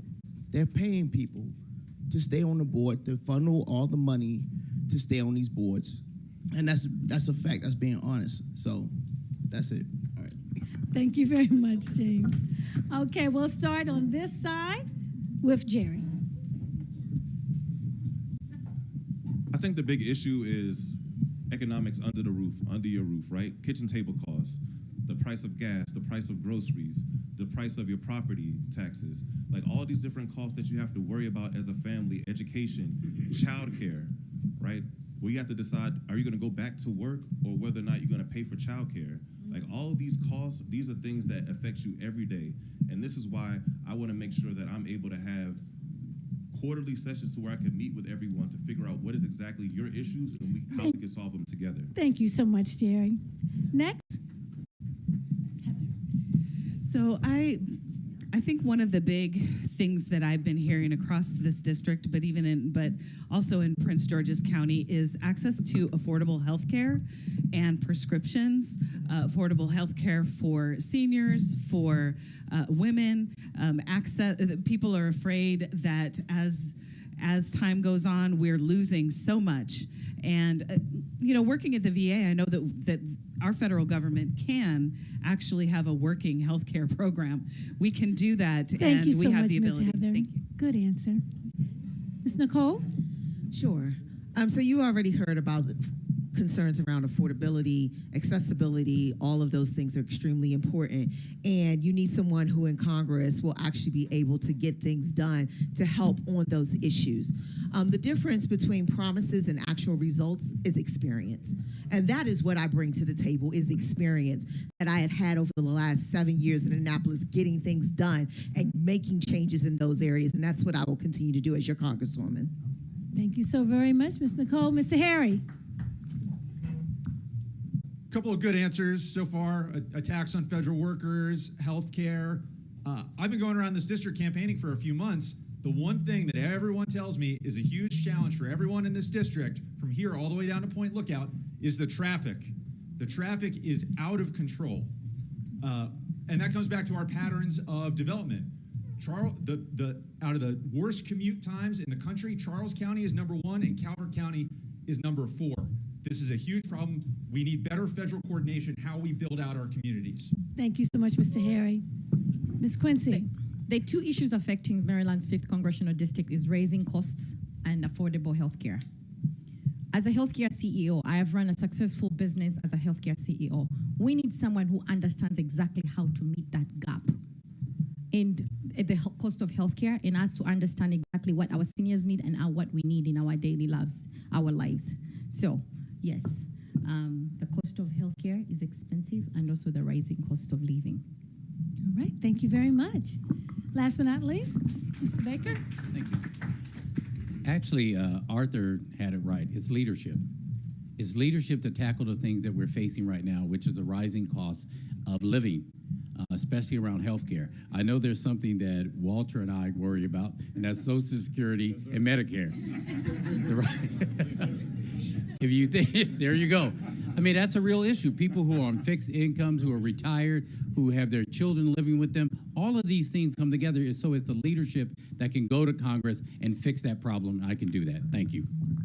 Very good. All right. Question 1. You did a great job, everyone. Question 2. Let's go. This is lightning. What is one federal policy you would change immediately? Go. I'm going to go on this side. It's lightning. Let's go. Voting Rights Act. Let's vote for the John Lewis Act that's in there now, because that determines who we send to Congress. It determines who we send to the state legislature. It is the first thing that I will work on as your congressperson. Excellent, excellent. Mr. Harry Dunn next. Oh, hold on. We should get some water. Sip. Imagine picking one. That's a great one to start with, but there's so many things that we need to fix from this administration. I think this next administration, this next Congress is going to have so much their work cut out fixing this mess that this administration has caused. But one of the things I think we need to do, and speaking as a former police officer, we have to abolish ICE. We have to defund ICE. They are terrorizing our communities. Not only that, but they are stealing money from actual programs. They are funded beyond 2029, and we need to make sure that we abolish them and redirect their funding. Thank you very much. Quincy? As a business owner, we need to bring back more jobs. We need to bring back more money in our county, period. We need to have more jobs. We need to have more funding so our lives can be better. We are facing a lot of rising costs. So I believe that we need to be able to focus in bringing funding in District Maryland's 5th Congressional District. Thank you, very well. Ms. Waller? Hold on, Waller. Let's get the time. Okay. All right, it's time for universal health care. Healthcare is one of the #1 issues facing our community. And you all know I've been very unapologetic. It's time for Medicare for all. We have, as you all said, Medicare, you all thinking about it, the Medicare that we have today doesn't work. Many people can't get, most of you all can't even go and get providers that would take both Medicare or Medicaid. And then now the whole shutdown, what was the biggest issue? Healthcare. So it's time for universal healthcare to phase it in, and it will make a difference in our lives. Thank you so very much. Harry? Hard to pick just one. Our immigration policy needs to be resolved. This has been going on for decades now. A good friend of mine at my firehouse is a DACA recipient. He supports his brother who's disabled. He went to the same university that I did. He doesn't want to go anywhere, but his parents brought him here when he was 2 years old. We need to end this issue in our society, which gives an opening for the Republicans and ICE. This is out of control. We need a comprehensive immigration reform. Thank you so much, Mr. Harry. Walter? What is going on this side with this mic? We have the right one. Okay, we're good? Oh my God. Hey, I would say I agree with Sharon. I think we're going back to the Jim Crow laws. I don't know if you guys feel about it, but this is very serious about the voting piece. We need to focus on that right away because that gerrymander is going to change the scope of our next generation. But I got to add one more. We can't use federal workers as punching bags. One lady came to me because she thought I was in office already, she got, I guess, put out a job or got out a job, and she couldn't get paid for 6 months. She couldn't keep her lights on, pay her bills. There has to be a better process for federal workers as they get out of the office. Thank you so much, Not use them Walter. as punching bags. All right, Ms. Nicole. Thank you. I think one of the things, is this thing on? Can you hear me? Okay. I think one of the things that we need to fix is actually campaign finance reform. If we can get the money out of politics and we can get elected good people to do all of these wonderful things, universal health care, fixing the Voting Rights Act, fixing our broken immigration system, doing all the things, protecting our federal workers, but we need an even playing field when it comes to our election system, number one, and that's the first thing I would work on. All right, thank you so very much. Mr. Arthur? Yeah, thank you so much. Have you noticed how the Republicans can get things done? We don't like it, but they get it done. Have you noticed that? Well, we need to have Democrats stand up strong. Chuck Schumer and all those senators, if they did not fold, we would not have that big, ugly bill passed. You know that? Okay, we need Democrats to stand up to show strong leadership. When we do that, we will see great results, voting rights, and all these results that we need for us, regular working men and women. Thank you, Mr. Arthur. Ms. Heather? You ready for me? Okay. Many good points. There's something that I don't want to forget, and that is the union rights of our working families. So the PAWA Act is something that we went down to Capitol Hill to demand that the Senate bring that up for a vote. That is something that protects the unions, not just for federal workers, which is so important, but also unions for across the nation. So PAWA Act is something that I would strongly support. All right, thank you very much. Ms. Leah? You want to go for me? So I would abolish ICE first, and then from there I would take their money and put it towards the universal health care, stuff like that, where it was taken from originally. Also, I just want to take a second to say that May 11th, they're going to start their hearings on the Senate side to give ICE $70 billion more. I'll be sitting in those hearings if anyone wants to come with me, just as Leah, the person, not the candidate, please come. The more bodies that are in there watching, the better. Like we need to be there even when they're taking everything away from us. Thank you very much. Mr. Jerry? Yes, I believe one policy that I would change right out the back that would help strengthen this area because it affects millions of people, especially to this area, is to end the assault on civil servants and restore merit-based protection for federal workers. That would strengthen this area, that will bring back about 80,000 jobs and give people a sense of pride so they can be able to go forward in their community. Also, with my candidate said over here, like ending the campaign fundraising for fundraising, because it's incumbent upon you to run for office, but why if they're just gonna gatekeep it and put elitists in? Thank you so much, Jerry. Mr. James? My number one priority is special needs. My son has autism level 3 and increased funding for children, parents with special needs. Like I said, I was a firefighter for 20 years and also wear long, short sleeves because my son would be combative. I have scratch marks, bites, and stuff like that. And I would try to conceal it from my coworkers. And I'm not gonna let nobody with special needs worry about losing money and funding and things like that. That's what I stand for. So thank you guys. Thank you. Question 2, great job, great job. All right, we're moving to the last question for the lightning round. Ready? All right, what committee assignment would you seek and why? What committee assignment would you seek and why? James, starting with you. Appropriations Committee. I'm bringing as much resources to Southern Maryland as I possibly can. Like I said, we've been since the 1600s, descendant of slaves. It's time to bring every resource possible back to Southern Maryland. That's what I'm about, Southern Maryland first. I know Murray Burry had a lot of issues, but he took care of his people. I don't care what nobody said. He took care of his people. All right, excellent. Jerry? Wait a minute, Jerry, 1 second. You had time. You want to reclaim your time?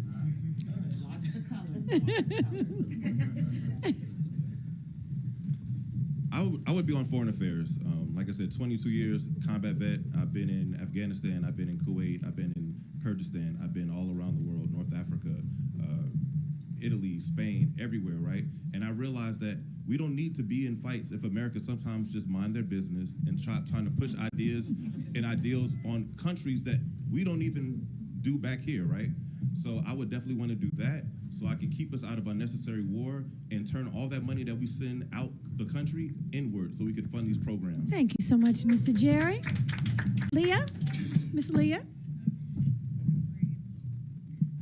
Sorry, I'm sorry. It's okay. Oversight. I think I have the personality for it. I'm a little bit of a bully, and I can ask the questions, and I don't care how people feel about it. I think I'd fit great there. All right. Excellent. All righty. Miss Heather? I have worked in VA Central Office. I worked with members and staffers from the House Veterans Affairs Committee and Senate Veterans Affairs Committee. These committees have so much power, and they really do establish policy. And this, I would want to work with the House Veterans Affairs Committee. Our veterans, their benefits and the services that are provided to them are of utmost importance to me. Very good. Thank you so very much. Mr. Arthur? Yes, thank you so much. Arthur Ellis here. As a veteran, after my military service, I became a CPA, and I understand the numbers. That's why I was able to bring so much money back to my district, Charles County. Got a lot of projects done. So I'll definitely love to work on the Appropriations Committee to bring a lot of money into Prince George's County and Charles County and St. Mary's and Calvert and Anne Arundel County. Thank you very much. Ms. Nicole? Yes, so Hold on, Ms. Nicole. 1 second, please. Okay, so when elected, I will be a freshman member of Congress. So I sincerely doubt that Hakeem Jeffries is going to put me on appropriations or Ways and Means. That's how the system kind of works. But for me, I would like to be on the Transportation and Infrastructure Committee. We do not have anyone in our Maryland delegation that sits on that committee. It's a key committee to get done. A lot of the things that we have just talked about, we want to get done in terms of our roads, transportation, and infrastructure. Thank you. Thank you very much, Ms. Nicole. Walter? Mr. Walter? Yeah, to Nicole's point, you're really not going to be able to select the one you want. But for me, it would be transportation, infrastructure, and oversight. Because these committees, they connect me directly to the district and federal workers. Defense installations and traffic, congestion, economic development, and for accountability. So I think those are the committees I'd want to work with moving forward. And again, you have to learn your stripes, so to speak. I'll have to get a good mentor. I do know some people in Congress across the country that could mentor me, and then I would move into those respective entities. Thank you very much. Thank you, Mr. Walter. Mr. Harry?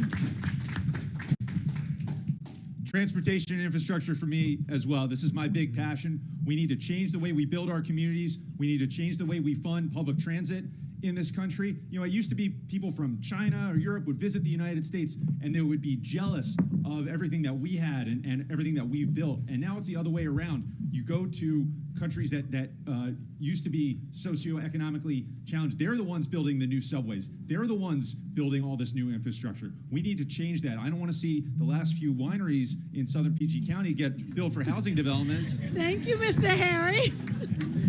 Ms. Waller? And I do think ideally all of us would want to be on appropriations because you really do get to work on bringing the bacon home. But I will say under appropriation, you can also work on both Medicare and Medicaid because those are the committees that discuss it. However, I do want to highlight that I did work on the Education and Labor Committee, and that's also a really important committee when it comes to Prince George's County. When we talk about federal funding, a lot of our federal funding comes straight from the federal government, and that committee talks about that. In addition, when we talk about... Thank you so much, All right, Ms. thank you. Ms. Quincy? Thank you. I would want to be on the Armed Service Committee and also the House and Energy Commerce Committee and the Transportation and Infrastructure. I believe those will directly impact our district. Excellent, excellent. Mr. Harry? Yes, you may now speak, sir. Oversight. I think oversight is the reason why I'm in this race now. There's been a lack of accountability for what happened to me and all of you all.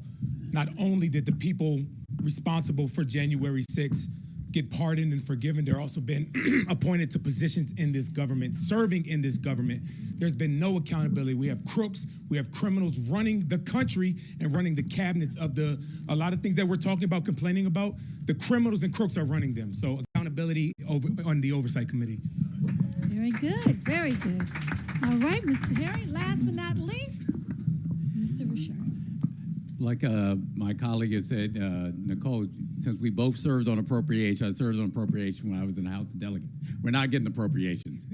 But there is a committee that I think could do a lot of the things I want to do in Congress, and that is the Veteran Affairs.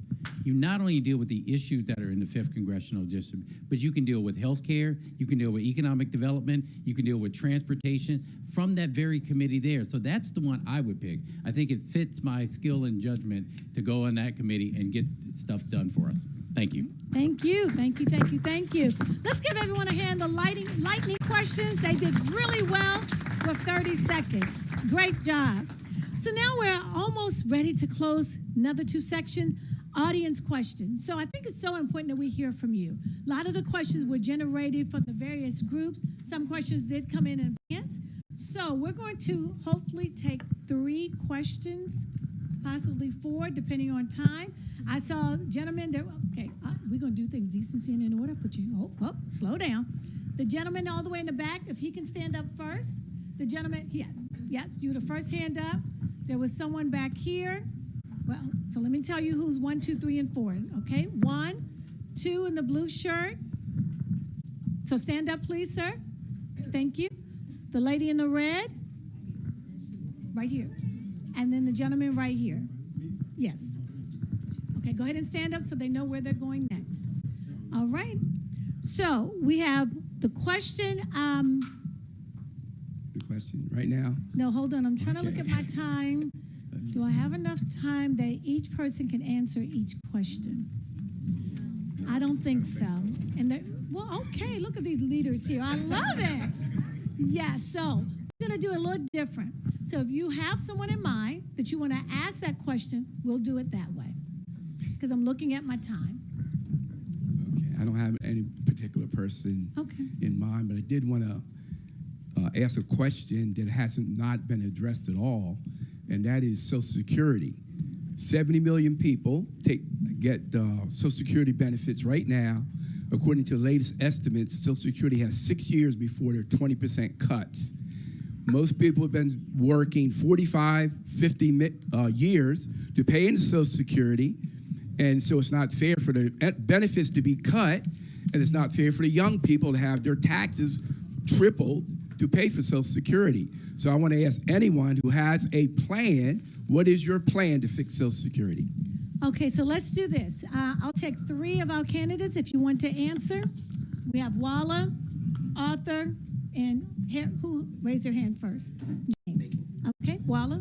You know what? I'm sorry. Yes, I apologize. I did not look on this side of the table, so I do apologize. I'll do 2. I'll do 2 and 2. Is that okay? All right. So Walla and Arthur, and I'll do the 2 here, Quincy and Harry. Let's do 30 seconds. Thank you. Thank you. No, that's a great question. And I would just say this. I am committed to not only maintaining Social Security, we need to expand it. Expand the age that those can have it, lower the age. In addition, increase the benefits so that each one will get more. And they say, how do we pay for it? If we could pay $1 billion a day for a war, we can pay for Social Security. So we are going to make an investment in us and putting us first. And that's important. And I would just say this. I also said it yesterday, and I'll say it today. It's time for us to tax the rich. Putting a wealth tax there for the billionaires will pay for Social Security. Thank you so much, Ms. Waller. Arthur, Mr. Arthur. Yeah, and so the rich pay very little in taxes. One thing a lot of rich billionaires do, they don't take a salary. They take loans from their companies, and they have no salary. So we will tax their total net worth and use that money to pay for Social Security and Medicare and Medicaid. Thank you so very much. Ms. Quincy. Thank you for that question. I'm a healthcare CEO. Every single day I'm advocating for seniors. I see them lose their homes. I see them lose. Okay, Ms. Quincy, I'm sorry. Pause for 1 moment so she can time you appropriately. I do apologize. Okay. All right, so I will make sure and I'll stand and fight and protect no cuts for Social Security. And actually, I want us to increase our Social Security for our seniors, because you find seniors they're facing high costs of living, but they cannot even afford to pay for it. So I understand you, because this is what I do every single day. So I'll make sure there is no cuts for Social Security. I'll make sure I protect and long-term Social Security for our seniors. All right. Thank you so very much. Mr. Harry? First off, thank you for the question. I'm 36 years old. I think there's a feeling among young people my age and younger that we're never going to see those Social Security benefits, because the system feels so unsustainable. And frankly, it is. Very simple legislative fix. Right now, you only pay Social Security tax up to $184,500 of your income. Millionaires and billionaires should be paying tax on all of their income. They should be paying into the system, so their effective tax rate is not lower than a nurse or a firefighter. That's how we make the system sustainable. Thank you, Mr. Harry. Thank you so very much.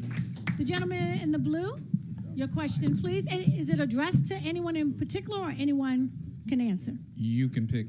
Okay. Is this on? Yeah. Okay, you can pick. I'll leave it up to you. What is a policy position that you hold that might be unpopular to our Democratic Party, but you believe it is necessary for District 5?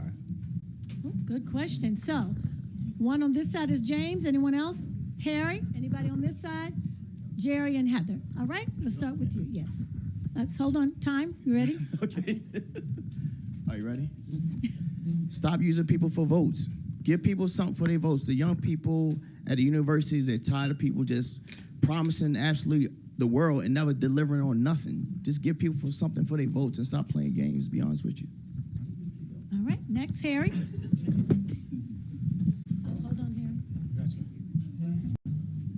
Harry. Earlier this week, progressive senators put out a letter calling for special interest groups and campaign finance reform.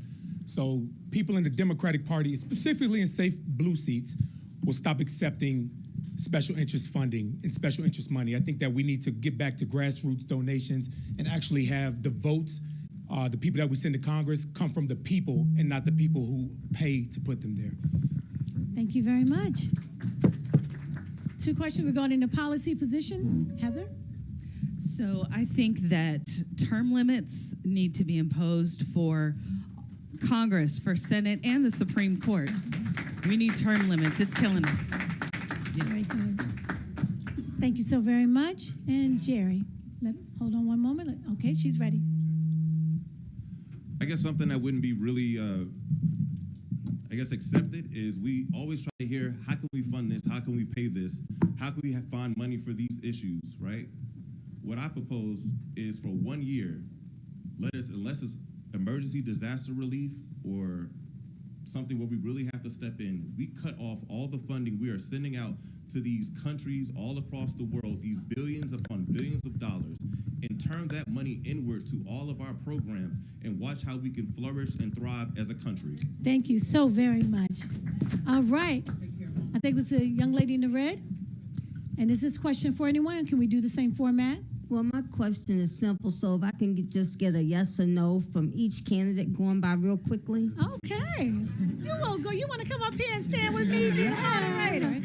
All right. My question is, how can you all have a relationship with the people that are voting for you all once you're in office? Will you be able to not just have one of your legislative people say, here, take my business card, but will you be able to provide us a contact number where we can reach you or your executive assistant? And I'd like to know, personally, we want to reach one of you. Will you provide that information? And this is on the record. All right. From Well, each thank of you. All right. Well, we're going to go right in. We're going to go right in order. It's just a yes or no. Go, James. No, yes or no. Hell yes. Thank you, Leah. My cell is 301-861-6631. Hello. Follow directions. Yes or no? Yes, here it is. Okay, got it. Walter. Categorically, yes, ma'am. All right, Walla. Yes, and you got my number. Okay, Harry. Absolutely. All right, Mr. Yes. Baker. Yes. Ms. Quincy? Yes. All right, Mr. Harry. Yes, and I love Okay, your Ms. vest. Nicole. I love your vest. Ms. Nicole. Yes, and my constituents already have my All number. right, so and you next, Ms. Heather. As a social worker who loves people, Okay, yes. yes or no? And Mr. Jerry. Yes. All right, this is a tough group here. My goodness. Okay. All right. The last question from the floor. Young man. Okay. Your question, sir. Hello, good afternoon, everyone. So far throughout this forum, we have focused on a lot of domestic issues. However, mine is concerning foreign relations, as you know, the House and Senate are supposed to provide oversight, especially in the Senate and in the House as well, with foreign affairs and foreign relations. So my question is concerning, you know, these endless wars. Where do you stand on Israel? Because ever since this country has come on this planet, they have done nothing but oppress the Palestinians, just as we had white South Africans doing that to the, not African Americans, but to the Africans there. So when these bills come up for bombs or money, do you plan on voting yes? Because, you know, I don't want my tax dollars going there. It's enough going on. And you have to realize that if you vote for this... Sir, let me Let ask you the question. What is the actual question? Okay. Do you agree with the trope that Israel has the right to defend itself at, you know, everyone's expense? Okay. Will you continue funding them? So really it's just yes or no? Okay. All right. Jerry? Yeah, okay, hold on, candidate. Yes or no? Yes. Okay. Is that the question? Does Israel have the right to defend himself? Say that one more time. Will they continue to fund money and bombs? Oh, okay. Money and bombs. Okay. Gotcha. Yes or no, please? Money and bonds. Okay. Jerry? We're all going to do it. Just real quick, so would we support Israel defending themselves at the expense of everyone else? Yes. And my answer is no. Ms. Heather? If I understood the question correctly, the answer is no. Okay. Ms. Nicole? The answer is no. Mr. Harry? No, and this is a dead Miss issue. Quincy? Israeli government- Mr. Harry? Ms. Quincy, The go answer right is ahead. no. Mr. Baker? No. Mr. Harry? No. Ms. Waller? No. Mr. Walter? Fight our own countries, no. Mr. Arthur? Consensus. Ms. Leah? No. Mr. James? No, follow the money. Okay, there we go. We have answered all the questions from the floor. Let's give yourselves a clap here. All right, we're at the last section of this candidate forum. I'm very excited. You all have done a great job. This is now where you can bring it home. This is your closing statements. We have 1 minute. All right. Are we ready? Are we ready on this side to my left? Are you ready? Rock and roll. Okay, closing statements. We're going to start with Mr. Harry first. Thank you, everybody, for being here. Thank you to all the candidates for being here. Look, I spent 15 years as a Capitol Police officer. I watched people, candidates, new electeds, walk up those Capitol steps with the purest of intentions. They had the right thought of making a difference, making a change going in there. But something over time, something changed. They started caring about themselves, special interests, and forgetting about the people that brought them there. I will never stop fighting for the people. I'm not a politician. I'm a public servant. I know how to serve the people. And I believe this moment right now is not time for politics as usual. With respect to everybody's experience and record, we have never seen anything that we are facing right now. And we need somebody that's ready to approach it and fight it, who understands the gravity and the severity about what's at stake right now. Because they're not playing by the rules. They're not playing by laws. They are breaking them. They're writing new ones. Alabama and Louisiana just suspended their elections. You think they care about laws and rules? We need people that are going to fight fire with fire, and I'm that person. Thank you. Thank you, sir, Mr. Harry Dunn. Next, Ms. Wallop-Legay. Thank you all for today. I'm just letting you know, you need a fighter. I've been a fighter on the council. I stopped development that didn't make sense. I paused a data center that didn't make sense.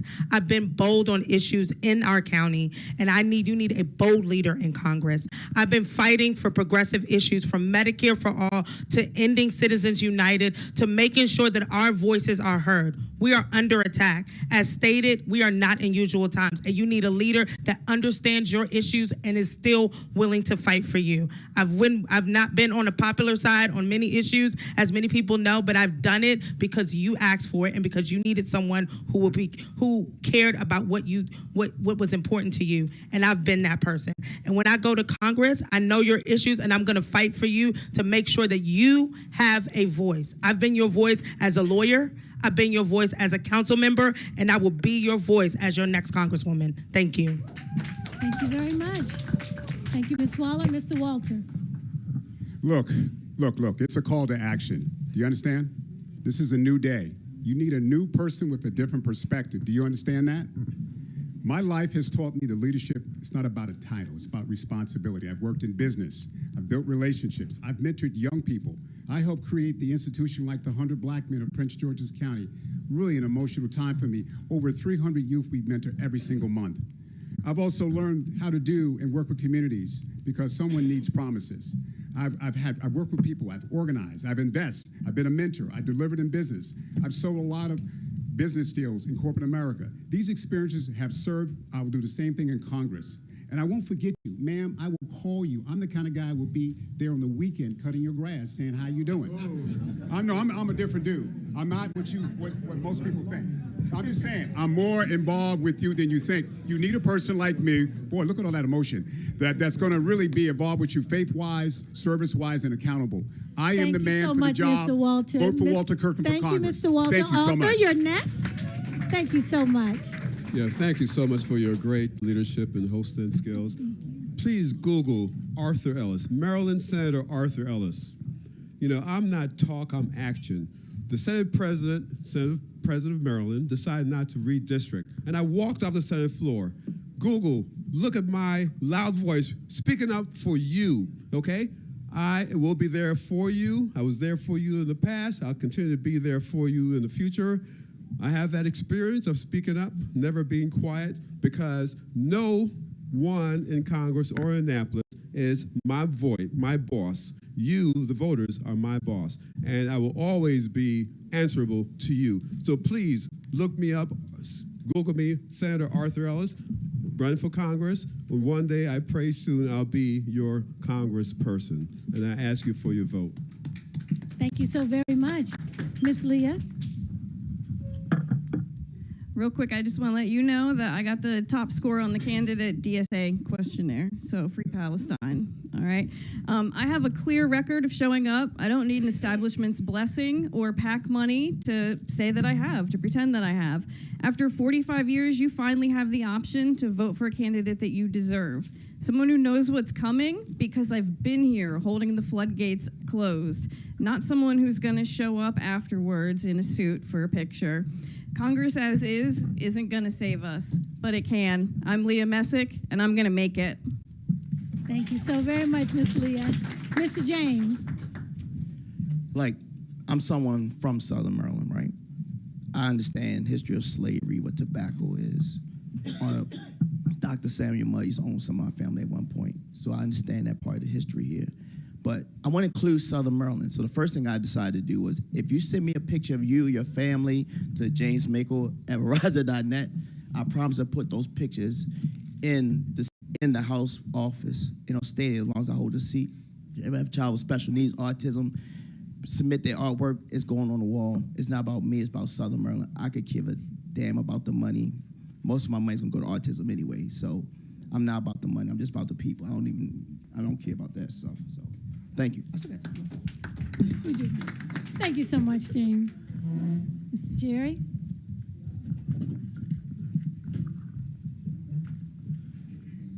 There's been a lot of talk about being a fighter, and I can honestly say that if I can stare a suicide bomber in the face or go toe-to-toe with ISIS, I wouldn't fear anyone from behind a podium, right? So while a lot of people can talk about fighting, I can talk about it because I've done it, and I'm willing to do it. I'm willing to do it over and over again. I'm willing to put my life on the line. I'm not from here, but it doesn't matter how long you've been somewhere. It's what you're willing to sacrifice when you get there. And I'm willing to lay it all on the line for you because why? I'm just like you. I'm an everyday person. I'm not coming from politics. I have no elected seat. right? I have 4 beautiful children here and a wife, and every day I look at them, I wonder what kind of future they're gonna have. I have not walked in your shoes, but I guarantee you, my shoes have seen similar paths. So you need someone who understands your struggle. You need someone who understands your pain. You need someone who has to make the same decisions, right? And as a service-disabled combat vet, to know that we see one another as vets. And with your support, we can make Maryland proud together. Thank you. I'm Jerry Thank you Light. so much, Jerry. Ms. Heather. Thank you. This has been such an engaging event today, and thank you all for participating as well. I'm a social worker. My father was a social worker for the VA until he retired. My mother is a social worker with women and families. My husband is a civil rights attorney. I'm born and bred and steeped in community service and in serving the public. When I go to Congress, it will not be so that I can have another step on a career ladder, but it will be so that I can have another level of advocacy for the people of District 5. I believe that it is important for us to have somebody in Congress who cares about people, all people who have a voice, not just, you know, any particular social status, but everyone throughout this entire district needs to have a voice, and they need to have a representative who will stand up for you, and that is me. So I do ask that you vote for me. You can find me at heatherlooper.com. Thank you. Great job. Thank you, Ms. Heather. Ms. Nicole? Sure. One, just thank you so much for having us this afternoon. It has been a real pleasure to really talk about the values that we all hold near and dear to our hearts as Democrats. For the last 7 years, I've been a partner in the community with the work, and that's really just what I want to continue to do on the federal level, is to be your partner on Capitol Hill, fighting for our values and holding true to the things that we care about. And that's what I've done over the last 7 years in the House of Delegates. You know, when I was little, I remember I came home from school crying one day because I got beat up by a bully. And my grandfather, who raised me, pulled me to the side and taught me how to fight back. And so I learned at a very young age how to fight a bully and how to stand up to this bully that we have in the White House named Donald Trump. And that's what I'm going to continue to do every single day on your behalf as your next Congresswoman. So I really hope to earn your vote and your support. I'm Nicole Williams for Congress. Thank you very much. Thank you, Ms. Nicole. Mr. Harry? Thank you all so much for having us. We've done a couple of these. This is the best moderated one we've done.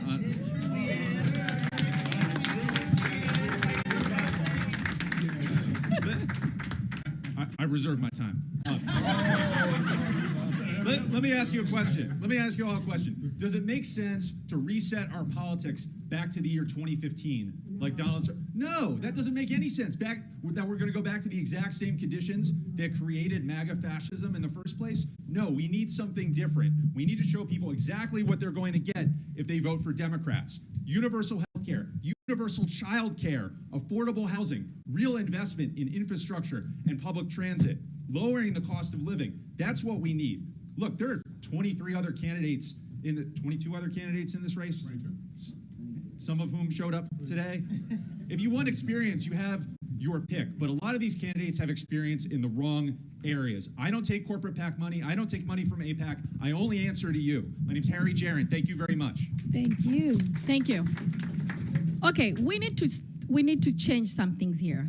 This is a time where we need to do things differently. We have candidates that are running that have been in office already, but we still have broken system and we still have issues going on. So I have built a successful business. I employ over 80 people. I am in charge of making sure those families feed every single day. We need someone who will fight and make sure those issues are going on or for on and on. So we cannot keep doing the same thing over and over. And that's what I bring on the table. I bring hard work, I bring success, and I bring the job done. We need someone who has done it and has experienced it. And none of all these colleagues and all people who are here have built anything successful and would really stand and say, yes, we have to do things differently. We have to do things differently. We need to put leadership in power that will fight and get things done. And I will say that because I built a successful business and I have been able. Quincy. Thank you so very much. Mr. Baker? Okay, just because I'm standing up, that doesn't mean she was talking about me. First of all, I want to thank you for coming out here today. This is very important. Oh, security. Okay. First of all, I want to thank everyone for coming out here today. We need this forum. This is a very important time for us. These are critical times. It is why we need someone who can go to Congress and get things done immediately. This is not a time for on-the-job training. One of the things that I'm proud about is building successful things in Prince George's County when I was county executive, and doing the same thing when I was a delegate. But we need people who understand how to work with Congress, how to bring things back, how to get a purple line built in the Trump administration, how to build a brand new hospital for Prince George's County during the Trump administration, how to work with the federal government, that federal partners we have up there. I've done that. This is no time for on-the-job training. This is time for us to get things done. These are critical times. That is why I'm running for Congress, to go there and to deliver for the 5th Congressional District. This is our opportunity, and we're going to make it happen. RasheurandBaker.com. Thank you. So at this time, I need everyone to give all of these candidates as loud as you can a clap, because this has been amazing. You are, look at this. You are getting standing ovations. This is great. This is great. This is great. So here's a couple of, please have a seat. We're almost in wrap-up mode. A couple of quick things. Early voting is June the 11th through June 18th. June 11th through June 18th. Primary is June 23rd. So you have the decision to decide who you want to vote for. It could be one of these individuals here or one that may not have been here today. But take your time. And when we end, they have tables. They have literature. Ask them questions. Speak with them. It's important that you know what their heart is, how they want to serve, and when and how they will continue to do things. I just want to again say thank you so much for allowing me to be with you all today. I think someone is coming up. Okay. I want to thank... Okay, let me do my thank yous really quick because I see two people coming. I want to thank my family. My husband is in the back. My nephew, Keyshawn. There's my husband, Malcolm. And my girlfriends, Sonia and Olivia and Marcy. I appreciate you all coming out for your support. And without further ado, the president will come up, and I think Mr. Peace is making his way as well. Barbara, can we use you every time, Barbara, please? Sure. Let me let you talk to my manager. Sonia, can we make this happen? I got to be paid this time.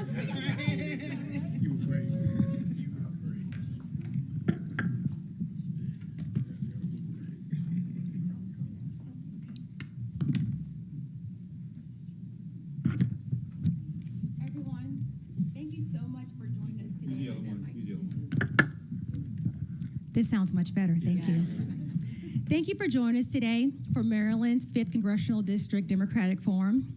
For those of you just joining us, my name is Courtney Finkley Green, and I'm the president of the South County Democratic Club. At this time, I do want to acknowledge all the elected officials that are here.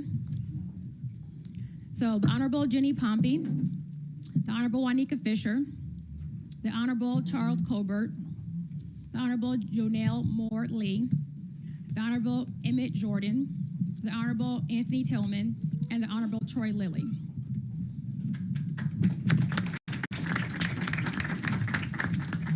At this time, I want to extend a great appreciation and a wonderful, wonderful compliment to you, Barbara.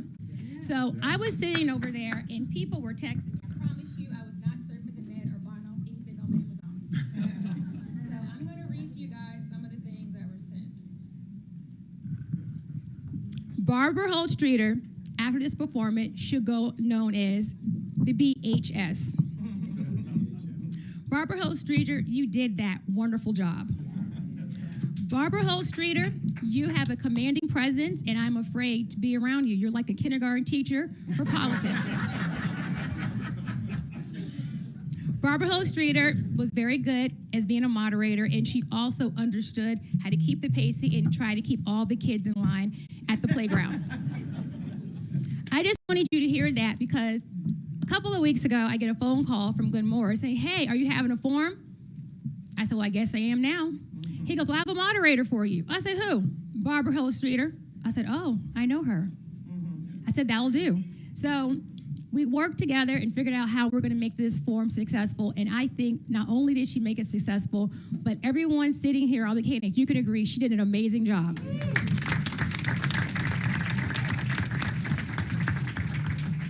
I would also like to thank our sponsors again. One, Mr. Emmerich Peace. Thank you so much. And I did pronounce that correctly. My accent did not get in the way. I'd also like to thank Wesley Oliver of Dream to Live Production. He's right there. He's the one that made sure that we were streaming. He connected us to WJLA, and he made sure all the mic checks went through properly, so thank you so much.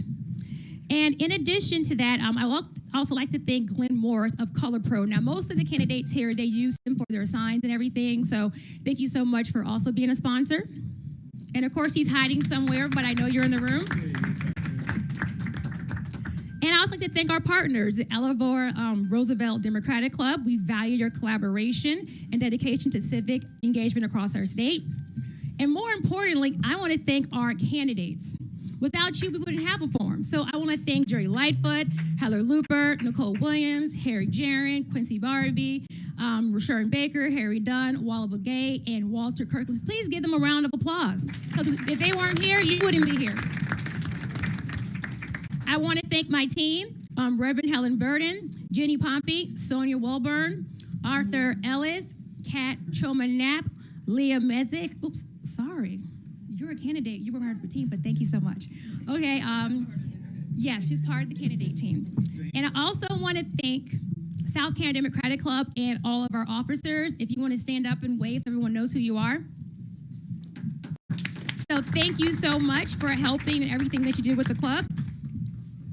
And also, there's more. I would like to thank Dr. Juanita Miller, Dolores Millhouse, Dr. Valerie Miller, Shemeka Oliver, and everyone else that has helped to make this a great success. I appreciate you so much. If it wasn't for my team, expectants had been under the weather, this would not have ever taken place. So please, everyone give a round of applause for who helped, and the candidates and our moderator. Today's conversation was designed with one purpose, and that is to give you a clear, accessible information so you can make an informed decision about who you want to represent in Maryland's 5th Congressional District. We hope the forum helped you to learn more about the candidates, their priorities, and their vision for the future of our district. Thank you again for being here, for staying engaged, and for caring about the future of our state and our communities. And Mr. Emmerich Peace, he made sure that we have signs everyone can take home so they can understand all the wonderful things that happened here, and those will be outside, and you will not be charged for that because we like you that much. In addition to that, I want to thank Princess Harold from WJLA. We got a phone call Friday afternoon that they chose us to stream our forum across all the DMV, and that's a huge deal. So that means more than the people in this room had a chance to hear all these wonderful candidates and their visions and what they plan to do if they become the next congressperson for Congressional District 5. So WJL, thank you so much for the partnership. We greatly appreciate you. And with all that being said, have a wonderful afternoon. And please stay informed and stay involved and stay empowered. And thank you so much. All the candidates, please stay here because we have pictures, okay?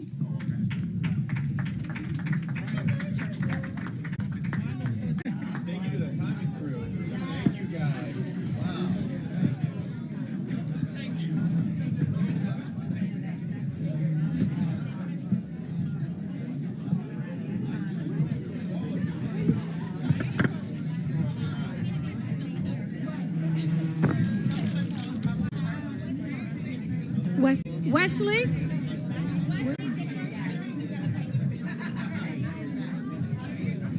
Mr. Wesley? Okay, we need you up here for the candidate photo, please.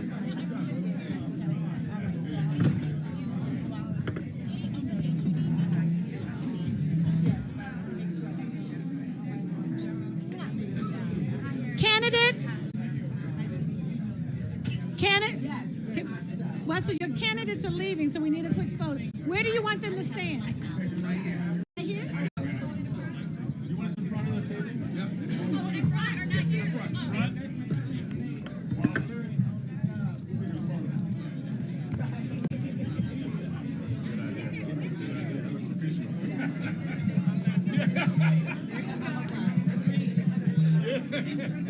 Yeah, like a fish, dog.